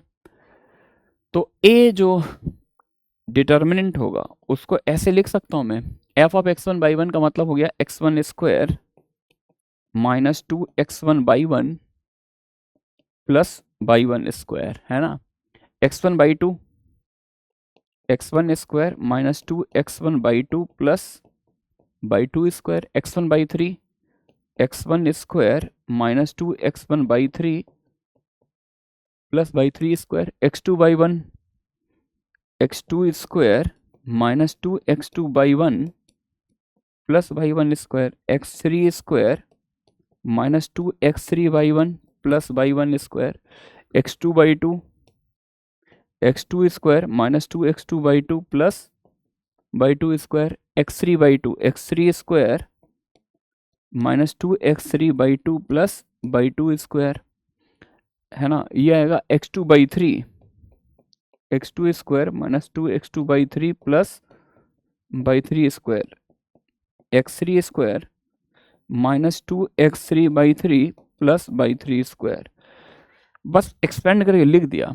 एक चीज़ सिखाने जा रहा हूँ यार तुम लोग को, है ना। हम लोग कुछ ऐसे क्वेश्चन करते थे ना जिसमें हम एक डिटर्मिनेंट को product of two determinant break करते हैं। आप प्रीवियस पेपर्स उठा के देखेंगे पुराने, तो रिसेंट ईयर्स में कुछ इस तरह के क्वेश्चंस आए हैं जिसमें प्रोडक्ट को यूज़ किया गया है, जिसमें एक डिटर्मिनेंट को दो के प्रोडक्ट में ब्रेक किया गया है। तो यार मैं इसको दो के प्रोडक्ट में लिखना चाहता हूँ, मैं इसको ऐसे लिखना चाहता हूँ, दिस इनटू दिस, है ना। सर लिखेंगे कैसे इसका? यार देखो वैसे हार्ड एंड फास्ट कोई साइंटिफिक रूल नहीं होता, बस ऑब्जर्वेशंस होते हैं। फिर भी जो मेरे पास मेथड वो मैं समझाना चाहूँगा। आप पहली रो के अलोंग चले, है ना। हर एलिमेंट दो दो एलिमेंट का सम दिख रहा है, यस सर दिख रहा है।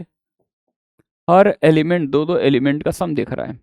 तो इसमें आप चलिए और पहली रो के अलोंग ट्रेवल करो आप, x1 स्क्वायर, ये पूरे सारे एलिमेंट को बहुत ध्यान से देखो, है ना। तो आपको दिखाई देगा कुछ एलिमेंट सेम होंगे और कुछ एलिमेंट चेंज हो रहे होंगे। जैसे x1 square minus two x one one, x1 square minus two x one one, x1 square minus two x one one. ये पहली रो में हमें यहाँ पर भी दिख रहा है, यहाँ पर भी दिख रहा है, यहाँ पर, यानी ये तीनों element x1 square minus two x one one तीनों में प्रेजेंट है। जो तीनों में कॉमन हो उसको फर्स्ट डिटर्मिनेंट की पहली रो बना दो, x1 square minus two x one one. और जो चेंज हो रहे हैं, जैसे चेंज कौन कौन से हो रहे हैं, 1/1 स्क्वायर, 1/2 स्क्वायर, 1/3 स्क्वायर। जो चेंज हो रहे हैं उनको फर्स्ट रो, सेकेंड रो और थर्ड रो बना दो। बना दिया? Yes sir. तो ये तो पूरा डिटरमिनेंट आ गया, लेकिन अब ये कैसे लाएंगे सर? भाई ये 2 1 स्पॉट, अभी यहाँ पर मल्टीप्लीकेशन, मेरा मोड क्या, डिटरमिनेंट का multiplication row by row, row by column, column by row, हर तरह से होता है, ठीक है ना। लेकिन हम प्रेफर करते हैं रो बाई रो। आप चाहो तो रो बाई कॉलम कर सकते हो कि matrix product row by column होता है। अगर रो बाई कॉलम करना है तो इसको तो रो में लिखो, लेकिन इस रो को जो लिखा है 1/1 उसको पहले कॉलम में लिखना, इस सेकेंड रो को सेकेंड कॉलम में लिखना, है ना। आपका मोड हो सकता है रो बाई कॉलम हो, लेकिन मैं तो आर बाई आर पसंद करता हूँ, है ना। तो डिटर्मिनेंट का multiplication R by R, row by row, R by C और सी बाई सी और C by column by row, मतलब हर तरह से कर सकते हैं, कॉलम बाई रो कर दो, एक ही बात है। लेकिन प्रेफर मैं तो इसको करता हूँ भाई, तुम चाहो तो रो बाई कॉलम कर लो, आई हैव नो ऑब्जेक्शन। चलिए भाई, ये 2 1 स्पॉट है, तो ये एलिमेंट मुझे मिला कैसे होगा, जब सेकेंड रो का मल्टीप्लाई, जब सेकेंड रो का मल्टीप्लाई फर्स्ट रो से करेंगे, इसका मल्टीप्लाई इससे करने पर ये सीन आना चाहिए। तो ये एलिमेंट यहाँ पर तो प्रेजेंट है, तो इसका किससे मल्टीप्लाई करें, यहाँ पे मैं ऐसा क्या लिख दूं कि इसका इससे मल्टीप्लाई करने पे ये आ जाए। सर 1/1 इसका प्रेजेंट है, तो ये x1 वाली फैमिली है, ये फैमिली x2 वाली होगी, और ये वाली फैमिली सिमेट्री से x3 वाली होगी। लेकिन बाकी एलिमेंट भी चेक कर लेने चाहिए, ऐसा ना हो कि हम इनको बैलेंस कर रहे हो फिर ये और ये डिस्टर्ब कोई हो जाए। तो ये 2 2 स्पॉट है, 2 2 स्पॉट कैसे मिलता है, जब सेकेंड रो का सेकेंड रो से मल्टीप्लाई करो, देखो x2 square minus 2x2/2 plus y2 square. आप ये चेक कर लो, ये 2 3 स्पॉट है, सेकेंड रो थर्ड रो, इसका इससे मल्टीप्लाई करो, x2 square minus 2x2/3 plus y3 square, सारे एलिमेंट ओके हैं, दिख रहा है क्या? अच्छा, अब एक और बात कि ये अगर हम रिजल्ट यूज कर ले, x1/1, x2/2, x3/3 सारे इक्वल हैं, तो मैं इसको ऐसे लिख सकता हूं, कैसे लिख सकते हैं आप इसको? आप इसको ऐसे लिख सकते हैं, जैसे -2 हमने बाहर ले लिया, -2 बाहर ले लिया। अच्छा, एक काम करते हैं, इसको इंटरचेंज कर लेते हैं, इसको इंटरचेंज कर लेंगे तो ये और ये सेम हो जाएगा। इंटरचेंज करने एक माइनस आएगा बाहर, और एक -2 था, तो ओवरऑल मिला के 2 बाहर आ जाएगा, है ना। और बाई 1 बाई 2 बाई 3 को x1 x2 x3, इसको x1 स्क्वायर, तो ये इसी का होल स्क्वायर बन जाएगा, 1 1 1 x1 x2 x3 और x1 square x2 square x3 square का होल स्क्वायर। अब होल स्क्वायर बन गया तो definitely greater than equal to 0 होगा, है ना। निगेटिव तो हो नहीं सकता, डिटर्मिनेंट का स्क्वायर है। आपको कुछ बच्चों को इसकी वैल्यू भी याद होती है, साइक्लिक एक्सप्रेशन होता है x1 माइनस, भाई 2 0 बना के एक्सपेंड कर दो, x1 minus x2, x2 minus x3 into x3 minus x1, और इस पूरे का स्क्वायर हो जाएगा, ठीक है, सही है क्या? अच्छा, कुछ स्टूडेंट इसको डायरेक्ट भी कर लेते हैं, ये तो हमने प्रोडक्ट से कर दिया। कुछ हमारे स्टूडेंट जो है ना, इसको ऐसे भी कर लेते हैं कि सर अगर आपने ये रिलेशन निकाल ही लिया था, तो ये सारे इतना सारा बढ़ा चढ़ा के लिखने की ज़रूरत क्या थी, तो आप टाइम वेस्ट कर रहे हो सर। तो हमारे कुछ स्टूडेंट इसको ऐसे भी कर लेते हैं, मेथड 2, डेट ए निकालोगे तो पहला एलिमेंट क्या था, x1 माइनस y1 का स्क्वायर, ये बनेगा ना x1 माइनस y1, और x1/1 बराबर, तो ये भी 0, ये x2 माइनस y2 का स्क्वायर, ये x3 माइनस y3 का स्क्वायर, तो ये तीनों तो 0 हो जाएंगे भाई। ये इनका ट्रेस जीरो ने बताया, यहाँ पर तीनों का सम 0 नहीं, यहाँ पर इंडिविजुअल 0 हो जाएंगे टर्म, क्योंकि x1 इक्वल्स टू y1 ये सारे सेम आ रहे हैं, तो ये 0 हो जाएगा।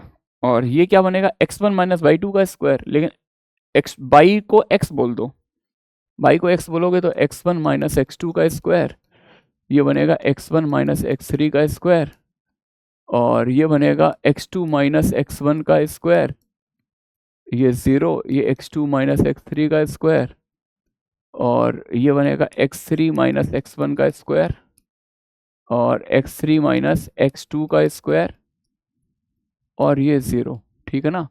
अब इसको एक्सपैंड कर दो, इसको एक्सपैंड कर देंगे तो 2 टाइम्स वही आ जाएगा, x1 माइनस x2 का स्क्वायर, x2 माइनस x3 का स्क्वायर और x3 माइनस x1, ठीक है ना। तो डायरेक्ट भी कर सकते थे, उसको जरूरी नहीं आप प्रोडक्ट में ब्रेक करके ही सॉल्व करें, ठीक है बच्चों।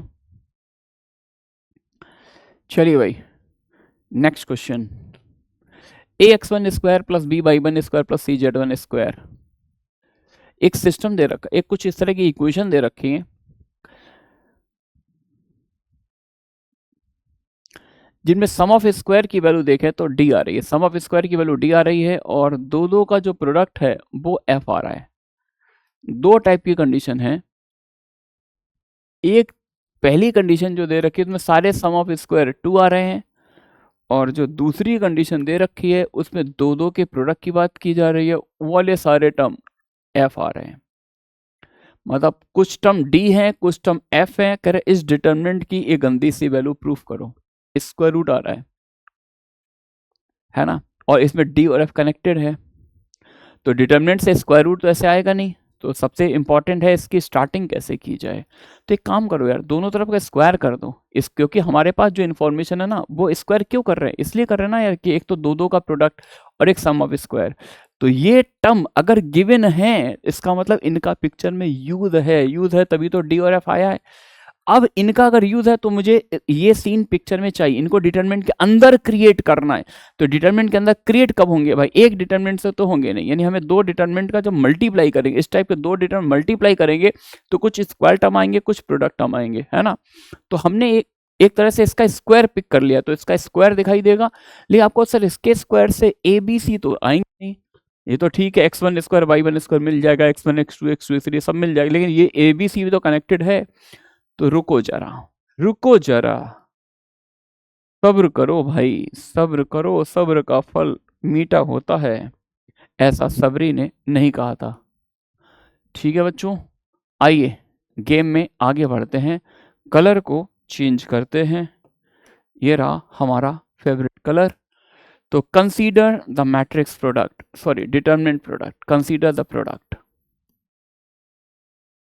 मतलब हम उस टाइप के डिटरमिनेंट लेंगे जिनको एक्सपैंड करने पे इस तरह के सीन डिटरमिनेंट के अंदर क्रिएट हो। तो पहला वाला तो बच्चों मैंने वही ले लिया,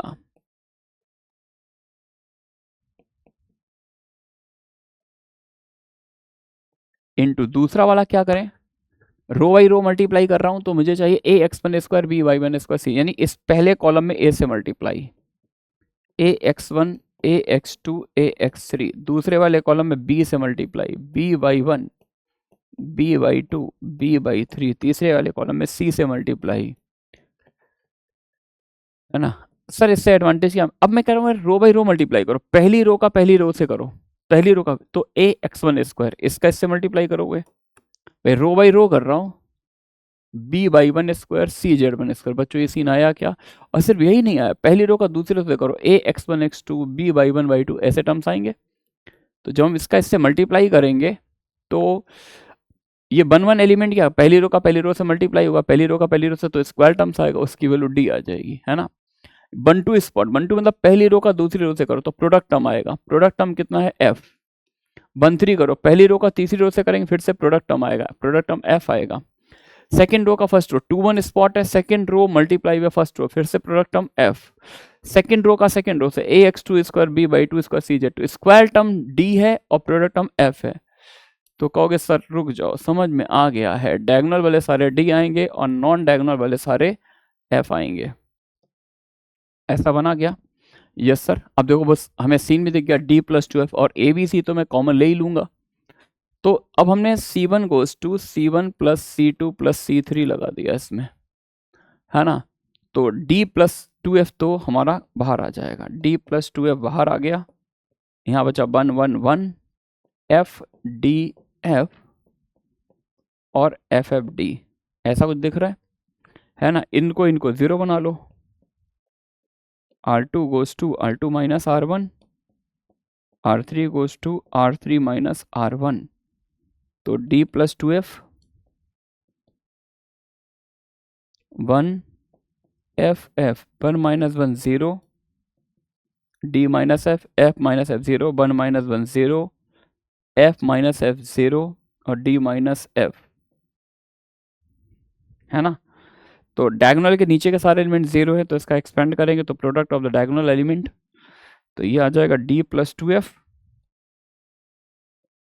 इंटू डी माइनस एफ का होल स्क्वायर, है ना। ये इस प्रोडक्ट की वैल्यू आई है, हमें इस डिटरमिनेंट की वैल्यू चाहिए। तो एक काम करो, ए यहां से कॉमन लो, बी यहां से कॉमन लो, सी यहां से कॉमन लो।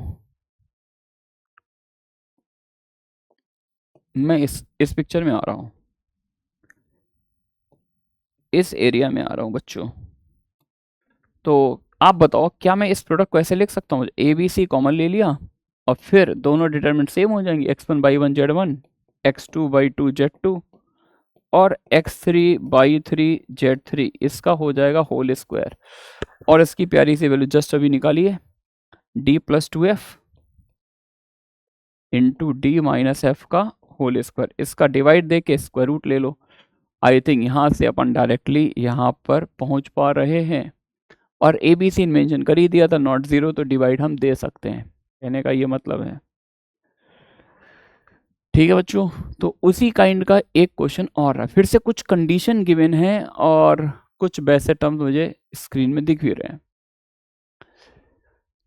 मतलब दो सेकेंड डिग्री एक्सप्रेशन है, एक को u कॉल किया, एक को u डैश कॉल किया, एक को u कॉल किया, दूसरे को u dash. This is the definition of u, ax square plus 2bxy plus cy square, and this is the definition of u prime u dash. ठीक है ना।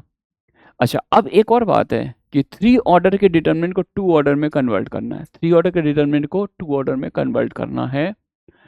और करना भी कैसे है भाई, मैं नोटिस कर रहा हूं इन दोनों टर्म में, ये दोनों टर्म देखो, b का रोल चेंज हो रहा है, a यूनिक है, a यहां पर ही है, c यहां पर ही, लेकिन b में एक बार y है, एक बार x है, इधर y आ रहा है, इधर x आ रहा है। तो एक काम किया मैंने, इसको देखते हुए मैंने एक काम किया, इस डिटरमिनेंट मैंने d कॉल किया, जो गिवन डिटरमिनेंट है उसको b, a वाले में x से मल्टीप्लाई हो रहा, तो इस डिटरमिनेंट बाहर से x मल्टीप्लाई कर दिया, है ना। c वाले में बाहर से 22 से मल्टीप्लाई हो रहा, तो बाहर से 22 से मल्टीप्लाई कर दिया। क्या देखते हुए, इसको देख रहा हूँ, क्योंकि यहाँ पे तो रोल चेंज हो रहा है, इसमें किसी से नहीं कर रहा हूँ। तो डी बाहर से मल्टीप्लीकेशन डिटरमिनेंट वैलिड नहीं होता, अगर आप मल्टीप्लाई करते तो बैलेंसिंग के लिए बाहर डिवाइड भी देना पड़ेगा। एक्स वाई से डिवाइड दे दिया तो क्या मिला, X Y square A X A dash X, ये as it is minus X Y B B dash, इसमें वाई से कर लिया X square Y C Y C dash Y. हमारा मेन ऑब्जेक्टिव था कि 3 ऑर्डर के डिटरमिनेंट को 2 ऑर्डर में कैसे चेंज करेंगे। तो ये जो ऑपरेशन किया इसको देख कर किया, बी का रोल चेंज हो रहा था, ए में एक्स था, सी में वाई था, तो वैसा ही बना लिया। ठीक है, अब यार 2 ऑर्डर का बनाना है तो मुझे किसी एक रो या किसी एक कॉलम 2 जीरो बनाने पड़ेंगे। सबसे अच्छी रो पहली वाली है, ये एक्स वाई है, ये एक्स वाई स्क्वायर है। तो एक काम करते हैं, इस स्पॉट पर अगर जीरो बनाना है, c one goes to c one plus इसमें वाई से मल्टीप्लाई करके ऐड कर दो, तो ये जीरो बन जाएगा। सर मुझे इस स्पॉट पर भी जीरो बनाना है, ठीक है भाई, मानता हूँ तेरी बात, एक्स से मल्टीप्लाई करके ऐड कर दो, C3 goes to C3 plus X C2।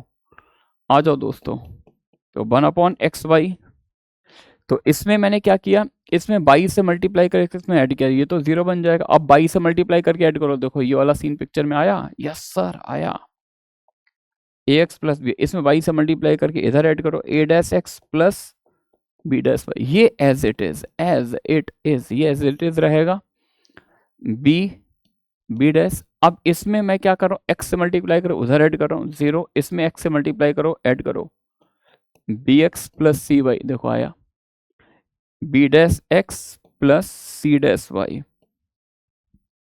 ठीक है, अब 2 जीरो मिल गए मेरे को फर्स्ट रो में, तो ऐसा कर, तो फर्स्ट रो के अलाउंग एक्सपेंड करूंगा, तो ये माइनस वाली पोजीशन है, माइनस ऑलरेडी देयर, तो एक्स वाई बाहर आ जाएगा, और इससे जहाँ कॉलम रो हटा देंगे तो a x plus b y, a dash x plus B dash y, b x plus C y b dash x plus C dash y, इससे ये कैंसिल हो गया भाई, यहाँ तक पहुँच गया भाई। आधी जर्नी तो मैंने ट्रैवल कर ली है दोस्तों, आधी जर्नी ट्रैवल कर चुका हूँ, थोड़ी सी और बची है। अब यार यहाँ से इधर जाना है। अब देखो पहले तो हमने क्या किया कि 3 ऑर्डर को 2 ऑर्डर में चेंज किया है, ठीक है, ले अब इस 2 ऑर्डर से ये वाला 2 ऑर्डर लाना है जिसमें u और u डैश दिख रहा है, यानी फिर से यहाँ पर 1 डिग्री के टर्म थे, ले अब ऐसे लिखना जिसमें 2 डिग्री के टर्म मुझे दिखाई दे, u और u डैश फिर से पिक्चर में आ जाए, u और u डैश पिक्चर में आए। तो u और u डैश के लिए क्या काम करना पड़ेगा? अच्छा एक चीज़ और, ये वाला टर्म मुझे चाहिए पिक्चर में, ये इससे कोई छेड़छाड़ ना हो। ये कहाँ दिख रहा है सर? ये वाला टर्म यहाँ पर दिख रहा है, तो इसका मतलब इसको चेंज नहीं करना, ये तो मुझे टर्म चाहिए ही चाहिए, है ना, जो भी चेंज करना है इसमें करना है। तो एक काम करते हो दोस्तों u लाने का मतलब है, हाँ एक काम करते हैं, रुक जाओ, इसमें बाहर x से मल्टीप्लाई करते हैं और इसमें बाहर से y से मल्टीप्लाई करते हैं, तो ये सीन बन जाएगा 1/xy। पहले कॉलम में x से ax square plus bxy, a dash X square plus B dash X Y, और इस कॉलम में y से किया है bxy प्लस सी वाई स्क्वायर, इसमें y से कर दिया B dash X Y plus सी डैश वाई, का मतलब 2 डिग्री के टर्म बना लिए, है ना। अब जैसा कि मैंने बोला था कि यार पहला कॉलम तो हमें पिक्चर में चाहिए यहाँ पर, तो इसको चेंज नहीं, ऑपरेशन ऐसा नहीं कि जो ये चेंज हो, मतलब इसमें ऑपरेशन नहीं करना है, तो ऑपरेशन C2 में कर लेते हैं, C2 goes to C2 plus C1, तो जैसे इसको ऐड करेंगे ax square plus 2bxy plus cy square, तो u बन जाएगा, इधर ये u डैश बन जाएगा 1/xy, ये वाली picture as it is ax square plus bxy a dash X square plus b dash xy, और दिस प्लस दिस u बन जाएगा, this plus this u dash बन जाएगा, u और u डैश आ गया, है ना। अच्छा यहाँ पर ये भी बोल रहा 1 डिग्री का एक्सप्रेशन, नो प्रॉब्लम, आपने x से मल्टीप्लाई किया था, उसको वापस ले लो यार, x वापस ले लो, तो x कैंसिल हो जाएगा, 1/y आ जाएगा, और ax plus b y, a dash x plus B dash y, और ये u डैश, ठीक है ना। अब वही है यार, रो और कॉलम इंटरचेंज कर लो, तो ये u डैश इधर आएगा, फिर रो को कॉलम से इंटरचेंज कर लो, आई थिंक ये सब समझते हो, बच्चों वाली बात है, माइनस साइन आ जाएगा, ठीक है। चलिए भाई नेक्स्ट क्वेश्चन ये रहा स्क्रीन पर, if A square plus B square plus C square अगर 1 के बराबर है, then show that the value of the determinant simplifies to cos square theta. कह रहे अगर इनका सम ऑफ स्क्वायर 1 है तो प्रूव करो ये डिटर्मिनेंट जब हम सॉल्व करेंगे तो सिंप्लीफाइड वैल्यू इसकी आएगी कॉस स्क्वायर थीटा। ठीक है भाई, देखने में थोड़ा डरावना लग रहा है, लेकिन पिक्चर थोड़ी हीट्रोजीनियस है, हीट्रोजीनियस इन द सेंस यहाँ पर कुछ तो स्क्वायर टर्म दिख रहा है एबीसी में, कुछ प्रोडक्ट टर्म, कहीं पर स्क्वायर टर्म है, कहीं पर 2 नंबर का प्रोडक्ट है, तो हीट्रोजीनियस होने की वजह से हम यहाँ पे कुछ कॉमन नहीं ले पाएंगे, टेढ़ा मेढ़ा को सब्ट्रैक्ट कर दिया, ऑपरेशन लगा दिया, भाई साहब हालत खराब, है ना, तो फिर तो लग जाएगा 2-4 घंटा, हिलेगा नहीं क्वेश्चन। तो सबसे पहले हम क्या करते हैं, पिक्चर को थोड़ा होमोजीनियस बनाते हैं, पिक्चर में लाइक टर्म लेके आते हैं। सर लाइक टर्म लाएंगे कैसे? देखो एक बहुत ही इंपॉर्टेंट ट्रिक होती है डिटरमिनेंट के मैक्सिमम क्वेश्चन में, इवन अच्छे क्वेश्चन में तो यूज होती ही होती है। अगर हिट्रोजीनियस को होमोजीनियस बनाना है तो फंडा ये कहता है, अच्छा एक और बात भाई, ये कंडीशन भी तो गिवन है, क्यों दिया है भाई, इसका मतलब इसका यूज है यार, ये कहीं ना कहीं यूज हो रहा है, तो ये सीन भी पिक्चर में लाना है, तो स्क्वायर टर्म ही लाने हैं। तो मैंने एक काम किया, इस कॉलम में बाहर से a से मल्टीप्लाई किया, पहले कॉलम में a से, दूसरे कॉलम में b से, तीसरे कॉलम में c से, है ना। और बाहर से मल्टीप्लिकेशन वैलिड नहीं होता, बाहर से मल्टीप्लिकेशन वैलिड नहीं होता, तो कॉलम वाइज मल्टीप्लाई कर रहा हूं और रो वाइज कॉमन ले रहा हूं। आप ये स्टेप 2 बार में करिएगा, मेरे पास स्पेस कम है, थोड़ा टाइम भी कम है, तो इसलिए मैं ये काम 2 in 1 कर रहा हूं, पहले मल्टीप्लाई करना एक स्टेप में, दोबारा कॉमन लेना, तो पहले मल्टीप्लाई करें तो एबीसी से डिवाइड, दोबारा कॉमन लेंगे तो ऐसा। इस एलिमेंट पर तो बच्चों को इफेक्ट नहीं पड़ेगा, ये तो एज इट इज आ जाएगा जैसा दिख रहा है ना। अब इसमें मैंने a से मल्टीप्लाई किया और b कॉमन ले लिया, तो ये बन जाएगा, देखो इस टर्म में a से मल्टीप्लाई करो u और b बाहर निकाल लो। ओ तेरी, देखा भाई, इसमें a से मल्टीप्लाई करो और c बाहर निकाल लो, देखो स्क्वायर टर्म बन गए। इसमें b से मल्टीप्लाई करो, a बाहर निकालो, b स्क्वायर, ये एज इट इज है ना। 2 स्टेप में करना तुम लोग ये काम, तो थोड़ा सा दिख जाएगा। b square 1 minus cos theta, t square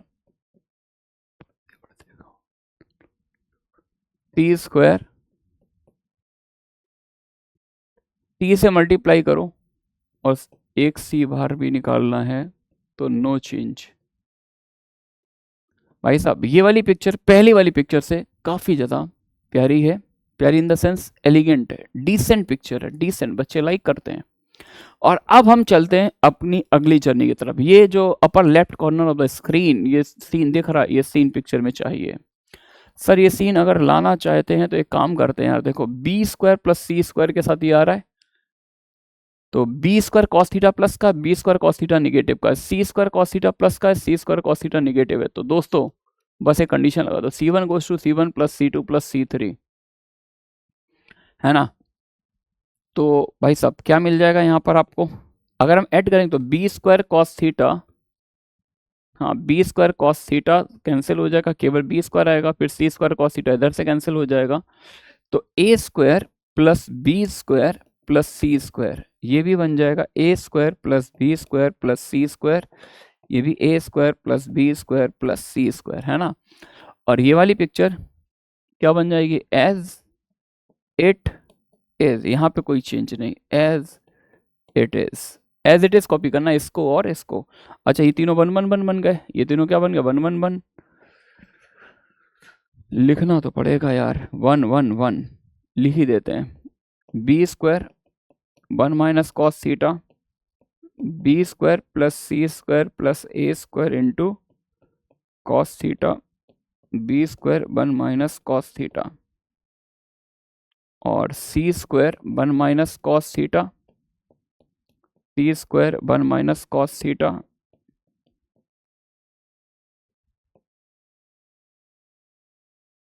अब 3 1 बन गए, 2 0 बना के एक्सपेंड कर देते हैं।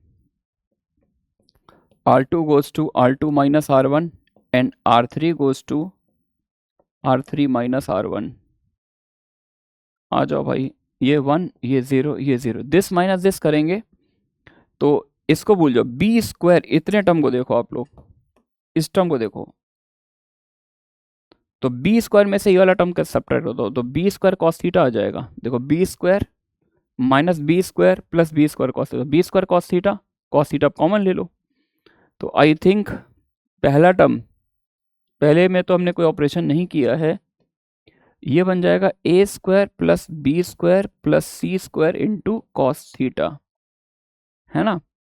और ये तो as it is, this minus this करेंगे ये तो 0 आ जाएगा, ये c square into 1 minus cos theta, this minus this 0 हो जाएगा। और जब इसमें से इसको माइनस करेंगे तो केवल इतना पार्ट देखना, ये वाला, इसमें से इसको माइनस करो, c square cancel, c square cos theta बचेगा, और plus this cos theta common ले लोगे, तो इसमें भी वही सीन आ जाएगा, a square plus B square plus C square into cos theta आ जाएगा क्या।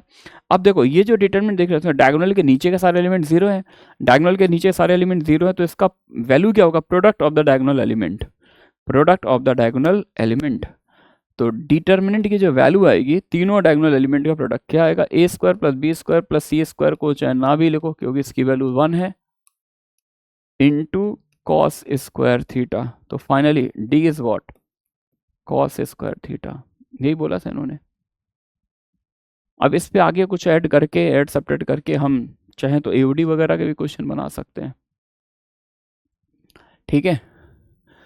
Sign theta plus 2π/3 sine theta minus करना है, prove that for all values of theta this determinant equals to 0, कर इस डिटरमिनेंट की वैल्यू 0 होगी, है ना।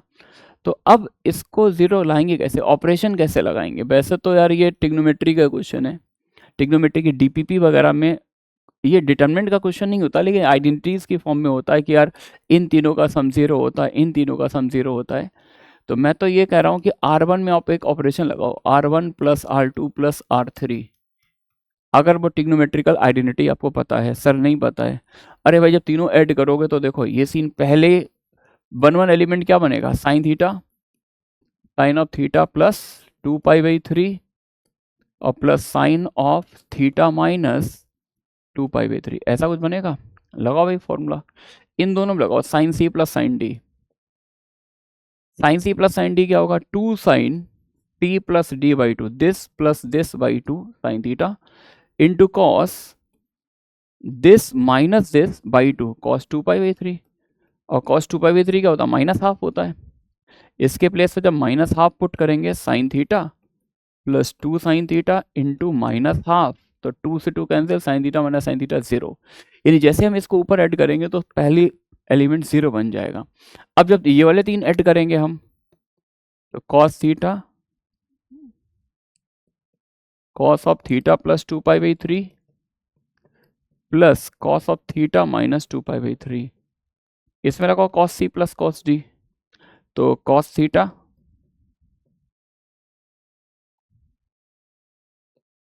Cos c plus cos d, 2 cos c plus d by 2 into cos c minus d by 2। फिर से भाई आ गया यार, कॉस 2π/3 माइनस हाफ होगा,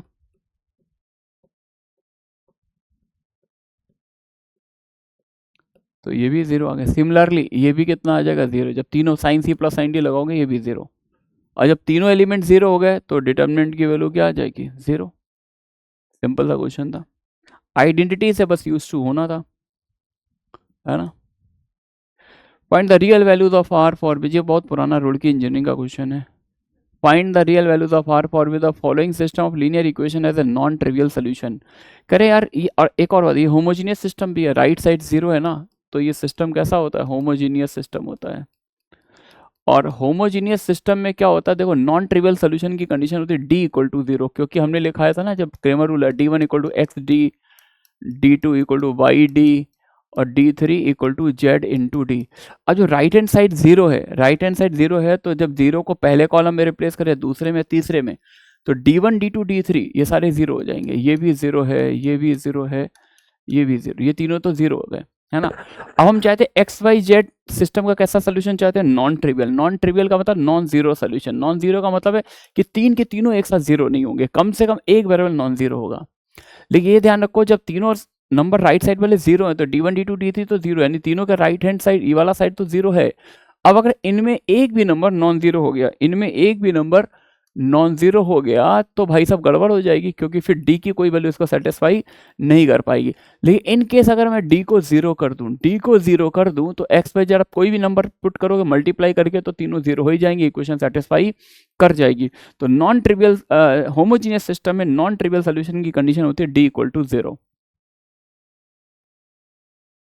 condition for non trivial solution,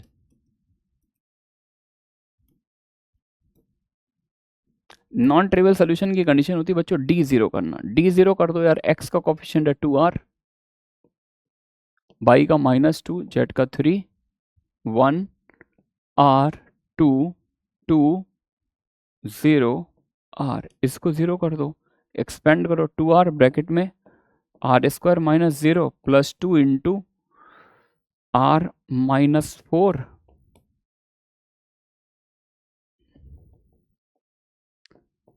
r minus 4 plus 3 into 0 minus 2r,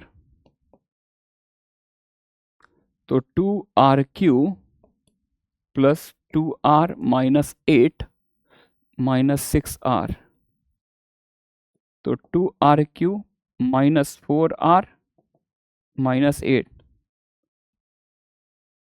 ये क्यूबिक बन रही है यार, क्यूबिक बन रही है। ऑब्जर्वेशन लगाओ, 8 के फैक्टर, 8 1 r को 1 से तो होगा नहीं, 2 2 2 4 2 2 to the 4 to the 8 to the 16, 4 r को r 2 4 टू द 8, हाँ सही है, r इक्वल टू 2 इसको सेटिस्फाई कर रहा है। तो एक फैक्टर तो r माइनस 2 हो गया, दूसरा डिवाइड दे के निकाल लो, 2 0 -4 -8 2 0, 2, 2 to the 4, 4, 2 4 जा 8, 2 4 जा 8, है ना, 8 प्लस माइनस 8 0। तो इसका मतलब है कि जब इसका इसमें डिवाइड देंगे, अच्छा 2 से डिवाइड भी दे देते हैं वहाँ पर, तो are square plus 2r plus 2 ऐसा कुछ आएगा, है ना। तो ऑब्वियस सी बात है ये बन जाएगा, इसका डी निगेटिव है क्योंकि r प्लस 1 का स्क्वायर प्लस 1 परफेक्ट स्क्वायर बन रहा है। तो there is only one value of r equal to 2, r की सिर्फ एक ही वैल्यू आ रही है, r इक्वल टू 2, ठीक है ना। तो नॉन ट्रिवियल सोल्यूशन की कंडीशन मतलब नॉन जीरो सोल्यूशन चाहिए भाई। ये तीन प्लेन है, तीनों प्लेन ऑरिजिन से पास हो रहे हैं, तीन प्लेन और होमोजेनियस सिस्टम हमेशा कंसिस्टेंट होता है बिकॉज राइट साइड जीरो, तो 0 0 0 पहले प्लेन को भी सेटिस्फाई करेगा, दूसरे को भी, तीसरे को भी, यानी तीनों प्लेन ऑरिजिन से तो पास हो ही रहे हैं, यानी एक सोल्यूशन तो है ही। लेकिन अगर हमें इनफाइनाइट सोल्यूशन चाहिए तो इनफाइनाइट सोल्यूशन का मतलब ही होता है नॉन ट्रिवियल सोल्यूशन, यानी तीनों प्लेन में कॉमन लाइन मिले। तो उसके लिए क्या काम करते हैं भाई, आर की वैल्यू आगे, आर को 2 पुट कर देते हैं, सिस्टम बिकम्स, आर को जब 2 हम डालेंगे देन सिस्टम बिकम्स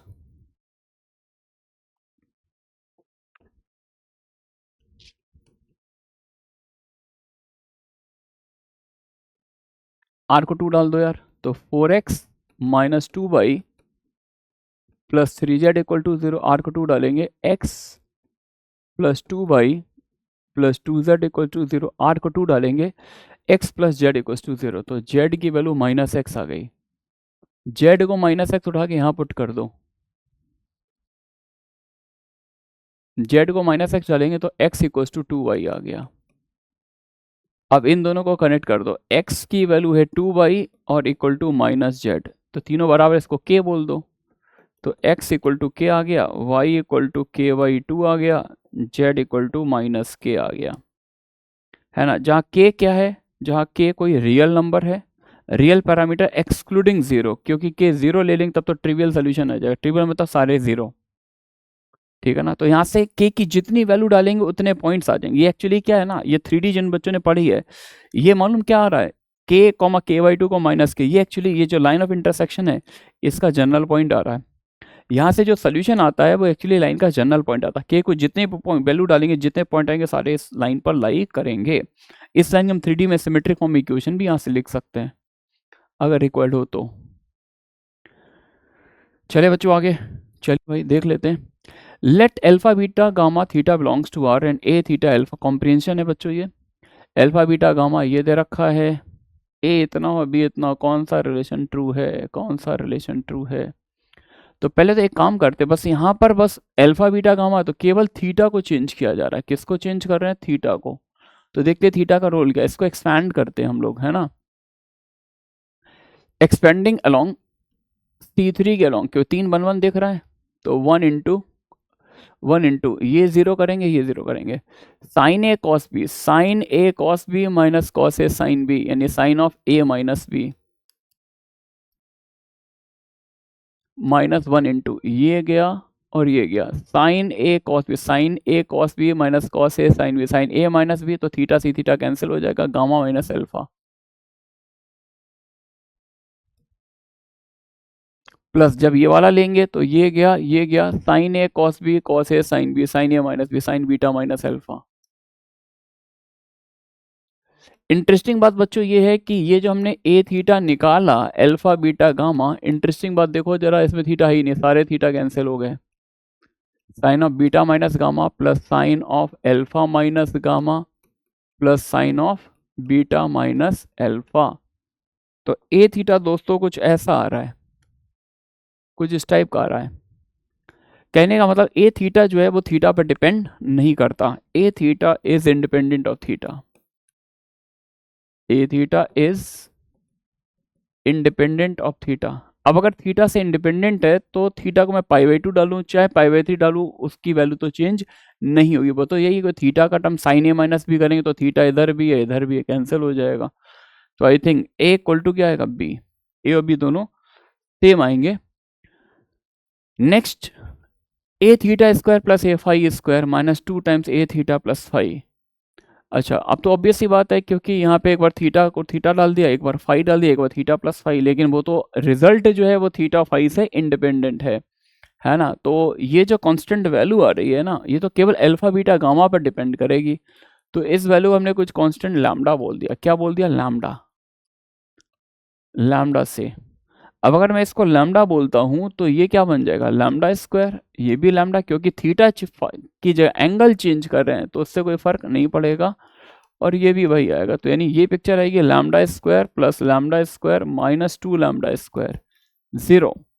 अब 0 प्रोडक्ट तो होगा नहीं, सम भी नहीं हुआ, डिफरेंस 0 हो जाएगा, क्योंकि ये बनेगा लैम्डा माइनस लैम्डा, तो ये भी क्या आएगा? 0। Correct answer is Calcutta. अब करें अल्फा बीटा गामा, अगर हम फिक्स कर दें, अल्फा बीटा गामा फिक्स कर दें तो ये कर्व क्या रिप्रेजेंट करेगा? तो अगर हम अल्फा बीटा गामा फिक्स कर देंगे तो फिर भाई साहब ये क्या आ जाएगा? y equal to constant line आ जाएगी, क्योंकि ये फिक्स है, x पे डिपेंड ही नहीं करता। और y equal to constant is the line parallel to x axis. x axis के पैरेलल लाइन होती है। तो आई थिंक पहला ही ऑप्शन सही है, straight line parallel to x axis. तो सिंपल सा, देखने में जरूर डरावना सा लग रहा था, line parallel to x axis. तो चलिए भाई बच्चों, thank you thank you thank you very much. तो ये चैप्टर आपका दी एंड हो गया है, इसमें सारे पॉइंट्स कवर हो गए हैं। हमने प्रोडक्ट ऑफ डिटरमिनेंट पर भी क्वेश्चन ले लिया है, हमने प्रॉपर्टीज़ पर भी क्वेश्चन लिए, और सिस्टम ऑफ लीनियर इक्वेशन पर भी क्वेश्चन लिए। लेकिन अब हो जाइए तैयार, अपना अगला लेक्चर बहुत ही ताबड़तोड़ होने वाला है, मैट्रिक्स पर होने वाला है। बच्चों ने भर भर के बोला सर पीएनसी ओरिएंटेड क्वेश्चन कराइएगा, प्रॉपर्टी ओरिएंटेड क्वेश्चन कराइएगा, कि मैट्रिक्स से कई बार 2 से 3 क्वेश्चन, 3 क्वेश्चन भी जे एडवांस के पेपर में आते हैं। तो एक अच्छा लेक्चर होगा, एक लंबा लेक्चर होगा, एक क्वालिटी वाला लेक्चर होगा। ये चैप्टर बहुत छोटा सा था। और एक बार जरूर याद रखिए कि भाई ये सारे लेक्चर्स के जो पीडीएफ है ना, ये आपको पीडब्ल्यू ऐप पर मिलने वाले हैं बिल्कुल फ्री में। तो पीडब्ल्यू ऐप पर जाइए, आप इन सबके लेक्चर्स को पीडीएफ फॉर्म में आपको अवेलेबल हो जाएंगे। मिलते हैं बच्चों अगले लेक्चर में। अब तक के लिए आप खुश रहें, मस्त रहें। Love you all.